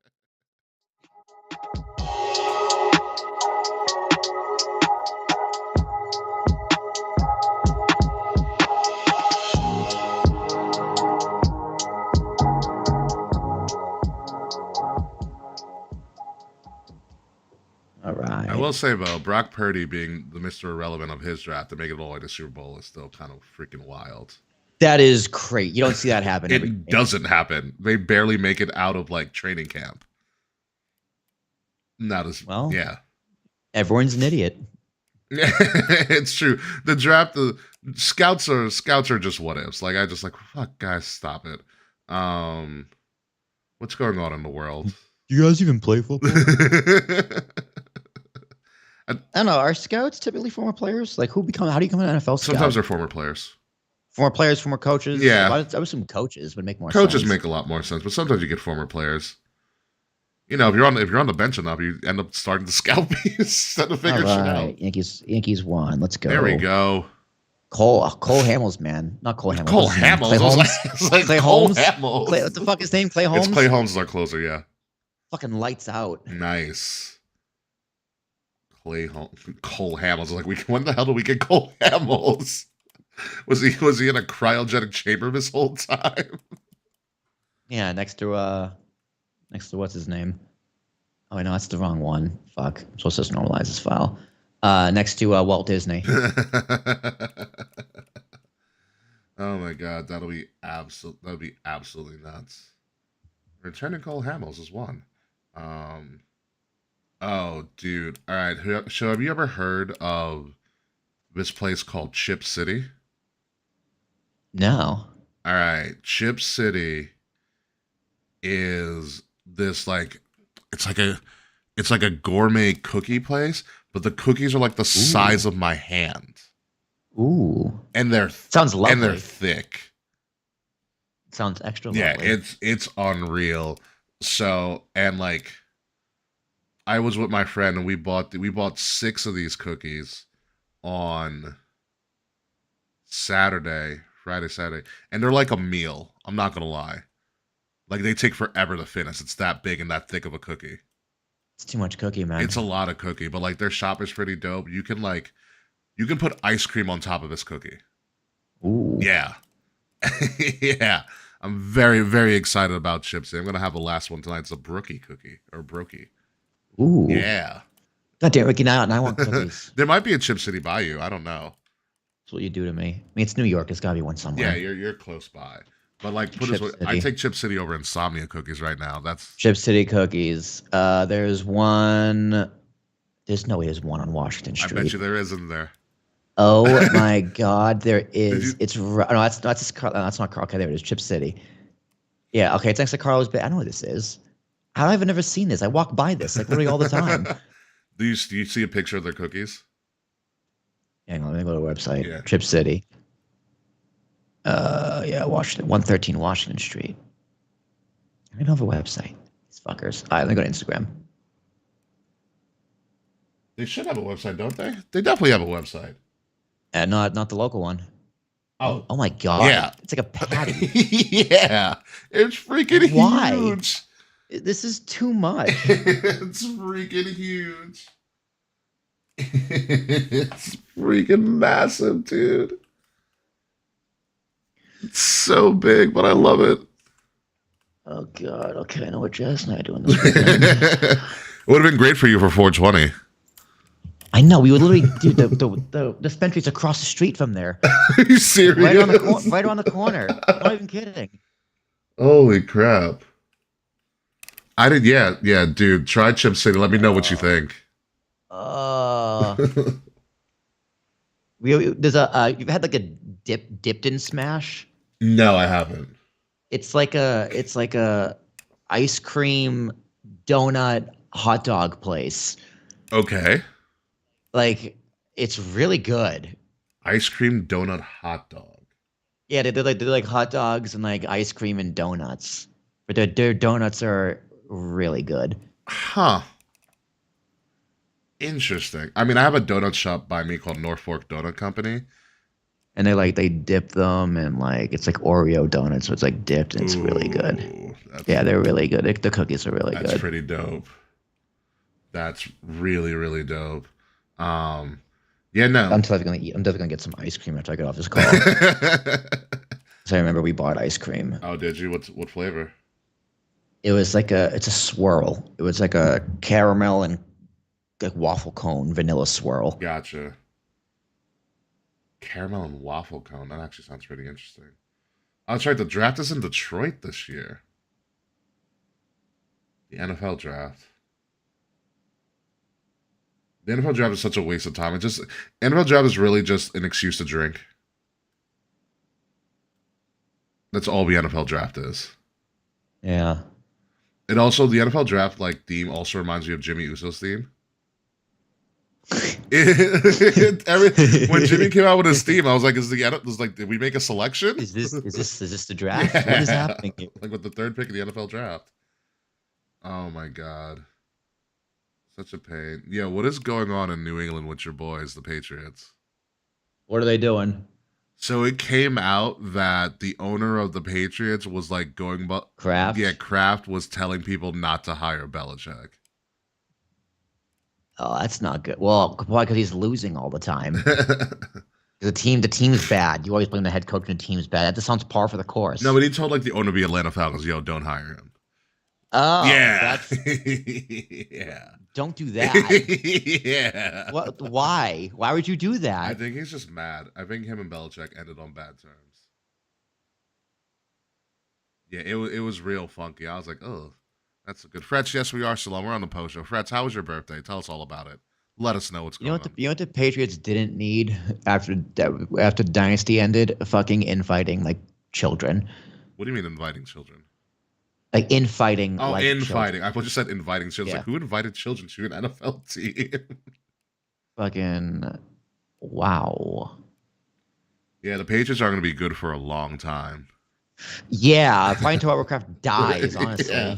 You guys are in for a really long stretch. It's like, dude, NFL owners are the closest thing America has to royalty. Like, Seriously. they make such stupid money. You don't have a right to complain about fucking anything. Yeah. Oh my god. And your stadiums are tax subsidized. I don't want to fucking hear it. Yeah. No, it's nuts. Yeah, the Patriots are in for a long run of being bad. It's going to be like the Jets are going to be better than you guys in a couple of years. I don't know if that's possible. It might be. I don't know about that one. I don't know about that one. It might I'll be. believe that one when I see it. It's going to get close. I mean, obviously, post Aaron Rodgers. I always forget he's on the Jets. They released Zach Wilson. No, they They traded traded Zach him. Wilson They traded him to Denver. to the Broncos. Yeah. Like, no, we were talking about in the Discord server, or my friend's Discord server, and I was like, McLeod was mentioning, wow, the Broncos just traded for a worse Wilson. I'm like, dude, at this might they might as well trade for the volleyball. Seriously. I really hope. You have a better chance of winning games with the volleyball. Seriously, I really hope someone on the Onion has written that article. Nope. Trades for Wilson the volleyball. Oh my god, that's freaking amazing. Freaking amazing. Oh man. Tom Hanks gets Russell Wilson and a player to be named later. And a volleyball to be named later. Oh my god. That'd be hysterical. I need to see if someone wrote that because I would write that article. Yeah, it's weird, dude. And a lot of teams are releasing new jerseys. The Broncos released their new jersey and it looks like the Blue Mountain State jerseys. You ever watch Blue Mountain State, the show?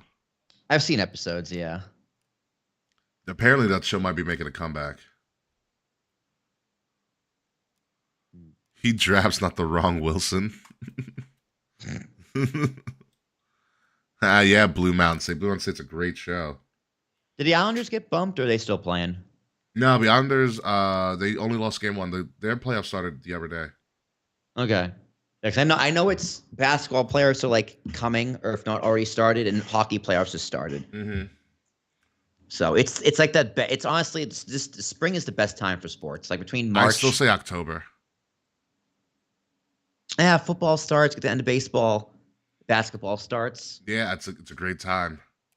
Yeah, but spring you got hockey and basketball ending. March Madness. It's the October football. You get college football and college too. football. Yeah. Yeah. Okay, that's fair. I like that. So you want to hear this, Will? So apparently, you can win $1,000 to watch the 9 main Star Wars movies in chronological order, You can win $1,000 or get 1,000. Yeah, if you watch them all. That's a long day. there's a though, job dude. posting from Finance Buzz offering $1,000 to watch the 9 main Star Wars movies in chronological order. Applicant must have never seen any Star Wars movies, TV shows, or played any Star Wars video games, though. Prove it. Can't prove I didn't. Deadline is Jar who?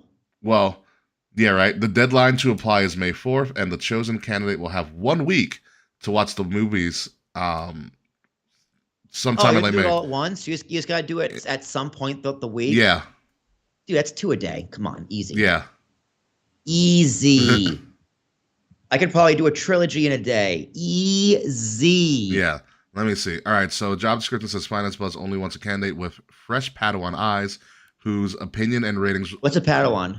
See, I could totally get this. whose opinion and ratings will be used for an upcoming article. Starting in chronological order by release date, you'll make your way from episode 4 to Interesting. episode Okay, 9. That's more fun. That's more fun. And if you're wondering why we didn't start with episode 1, you're probably the right person for our job. The description reads Rangers up 2 on the Caps. Okay, no one cares about the Rangers. Fuck them. The chosen candidate, or Wookiee rookie, as Finance Buzz calls this person. What's a Wookiee? Like, okay, here's the thing though. They want someone who's never seen the movies, yet they're putting all these puns in like jokes that insiders know to make me want to apply for it. Yeah. They'll be tasked with watching all 9 films within a week, likely sometime in late May. In return, Finance Buzz will pay $1,000 plus $100 for any related expenses such as food, blue milk, or streaming service fees. You say blue milk? Yeah, blue milk. That's because they serve blue milk at Galaxy's Edge in Disney. Oh, Yeah. That's funny. But that, They sell death sticks. apparently, blue milk is really good. The deadline to apply is May the 4th, which is hysterical. Applicants must be. Why? I don't get it. Applicants must be 18, live in the U.S. Additional details can be found on Finance Buzz. Yo, Jazz could do that. Yo, Hang on. Hey, Jazz. Have you ever seen any Star Wars movie? Fuck. She said yes. Damn it. Which one? You don't remember? Perfect. Okay, you want to make $1,000? What is it? News Buzz? FinanceBuzz.com. FinanceBuzz.com is paying $1,000 for someone to watch all 9 movies in a week. Yeah, apply. Yeah, one of the catch is you can never have seen the movies. I think you could pull it off. Do you know what a Wookiee is? No, she has no idea what a Wookiee you're is. perfect. See? She's got You're this. Perfect. Do you know the story behind May the 4th? No, she's got it. Yeah, you got this. Do you know how Jar Jar Binks is a racial stereotype? She said who? Dude, she's got this in the bag, dude. I can send you the link. Yeah, send me a link. I'll reply. I'll just watch movies for fun and take like $300. Do you know which movie was released first? Nah, she's not answering me. She's not interested. Yeah. It's literally a yes or no. Have you seen any of the Star Wars movies before? Yeah, easy $1,000. Easy. They're all on Disney Plus. Yes, they are. I'm gonna send it to you right now. Hold on. Easy grant and plus, well, technically it's 1,100 plus. Yeah, plus related expenses. Yeah, right. I'm gonna spend $100 on snacks and pizza. Yeah, that's great. By the way, before we get going, tell me more about 2K24 because I know you raved about it the other day. Oh, it's a lot of fun, dude. Yeah, I'm a sucker for the My Faction. Although they made the My Faction way more grindy than it was in previous years, which is the most annoying because they have these things called like the tokens. Mm-hmm. Yeah, if you get like 15 tokens, you can unlock like a Sapphire character, which is like Braun Breaker at 72 overall. Yeah. Right. So, but once you unlock 10 of those, you can unlock the next one, which is blue, which would be like a Kofi Kingston 78, and it's blue. So the cards are a little bit better. They made it a lot of grindy to get new cards. Gotcha. Without paying for it, and they don't give you much like VC to buy the card packs. Ooh. So you do have to grind for it. You have to get a grind for it. You got to use the same cards over and over. I like that you can just swap out cards easier because there's more to choose from, and they pretty much progress with you. Okay. Like there's still the towers and the proving grounds, which is really fun. Like there's plenty of content there. Yeah. But the packs are unaffordable unless you pay real money, and it's just grindy to get the cards, which is annoying. But the gameplay is super fun. The entrance builder is incredible. My wrestler is called Dinga Durgan. My male wrestler is Dinga Durgan, and my female wrestler is Ringa Durgan. So it's Ringa and Dinga, the Durgans. Yeah, the Durgans. And they look ridiculous. Like my character editors, you know how they make the characters ridiculous? Yeah. So I made them. This is my most ridiculous one yet. Okay. One of these days I'll hop on Discord and share my screen so everyone can see. And it's fun. Like it's actually like my Rise as a man and a woman's campaign. They're both actually pretty good and pretty fun. Yeah. How's the ambulance and casket matches? I haven't played them yet. Oh, interesting. Okay. I haven't played them yet. The online is what it is. I haven't tried my GM. My universe is fun. Oh, that's just the sandbox of shit you can do. It's just a sandbox. Yeah. You kind of like it's like my GM mode on easy mode. Pretty much. So you can follow one character. So I did one for Logan Paul as a champion. Nice. I did one as Carmelo Hayes in NXT. Mm-hmm. And then I did one like the overall universe where you play all the shows. Yeah. So like I like how it just kind of like it auto books to show, and I can just play the matches I want to play. Yeah. So it's like, oh, it's a fatal 4-way, like Becky, Rhea, Bianca, and like Nia Jax, and like a ladder match. Like, oh, that sounds fun. Let me play as Nia Jax. Exactly. So you should definitely try my GM. It's a wild time. The showcase, the WrestleMania showcase, is pretty fun.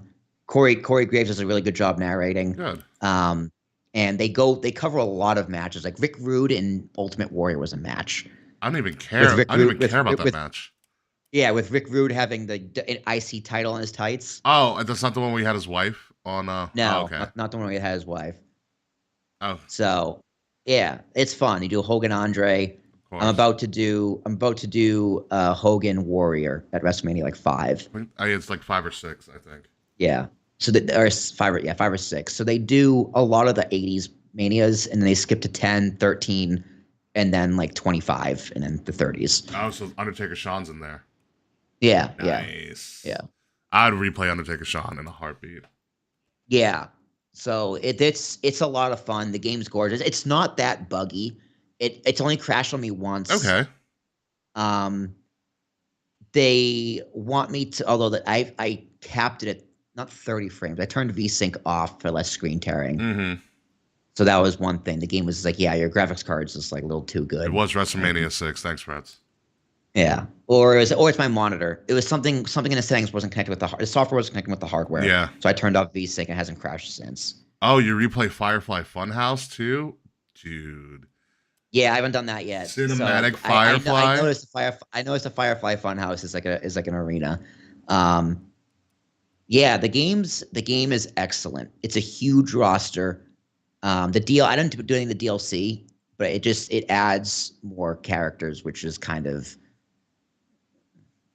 playing a Stardust would be pretty cool. Because once you unlock them in the showcase, like you get a lot of superstars in the show. You get like Hogan like 4 times in the showcase. Yeah.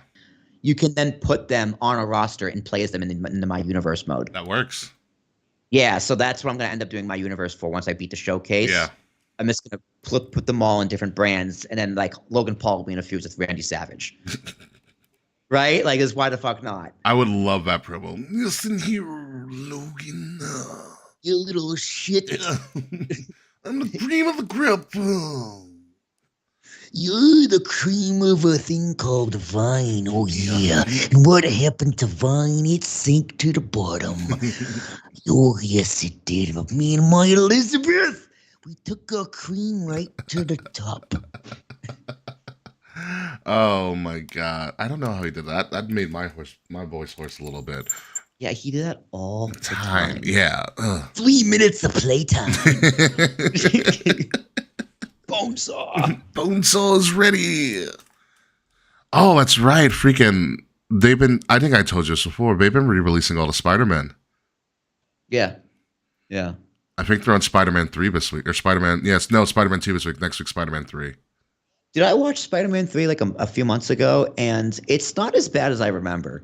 It got shit on a lot. It looking back, I mean, it's not great, but It's been a lot worse. Is this too much going on? But like you watch it and everything kind of makes sense. Yeah. Like it made like what they were going for with all the villains, it made sense. Yeah, they Like tried which to one? put in the Like which one? Like Sinister which one? Six. Like which one would you cut? Sandman, probably. I think the issue was with 3, as like a Marvel geek, is that we wanted like a true Venom, and we didn't get Venom. Yeah, they can't get Venom right. Until they came out with Tom Hardy's Venom, who does it fantastic. Did they? Yeah. I heard it was Now I like Tom Hardy's Venom. It's good. Did you see? I don't know. You probably haven't, but they released the official Deadpool 3 trailer. I know of it. I didn't watch it yet, but yeah. It's Deadpool. It's called Deadpool and Wolverine. I'm not calling it Deadpool 3, but it's Deadpool and Wolverine. It's fucking great because you can just. I never saw Deadpool 2. Deadpool 2 is funny. Deadpool 2 is really funny. The first Deadpool. It's just it's perfect. It's a perfect movie. He looks, oh hi. I know what you're thinking. Whose balls did I have to suck to get my own movie? I was like, Jesus Christ. It's because apparently, according to that show, to like the story of Deadpool, the first Deadpool, Ryan Reynolds had the writers on set to make like edits in the moment. Yeah. To like, beef up the script if they needed to. Which can be a disaster at times. Yeah, but he was also like essentially like an executive on the project, so, and him being legitimately just naturally funny, they were able to kind of, joke it up in places. Yeah, dude, it's Van Wilder. Come on. Pretty much. Oh man, yeah, no, Deadpool's one-liners are freaking great. In the Deadpool Wolverine trailer at the end, the blind lady? Yeah. So in the Deadpool Wolverine trailer that came out, and she looks at Ryan Reynolds and goes, "You want to do cocaine?" And he's like, "No, we can't say that." And she's like, "Bolivian." She's like, "Want to do Bolivian Queen?" He's like, "No, we can't say that. It's the one thing Feige said we couldn't put on here." And then they go through all the cocaine references. And then at the end, she goes, "Do you want to build a snowman?" He goes, "Yes, yes, I do, but we can't."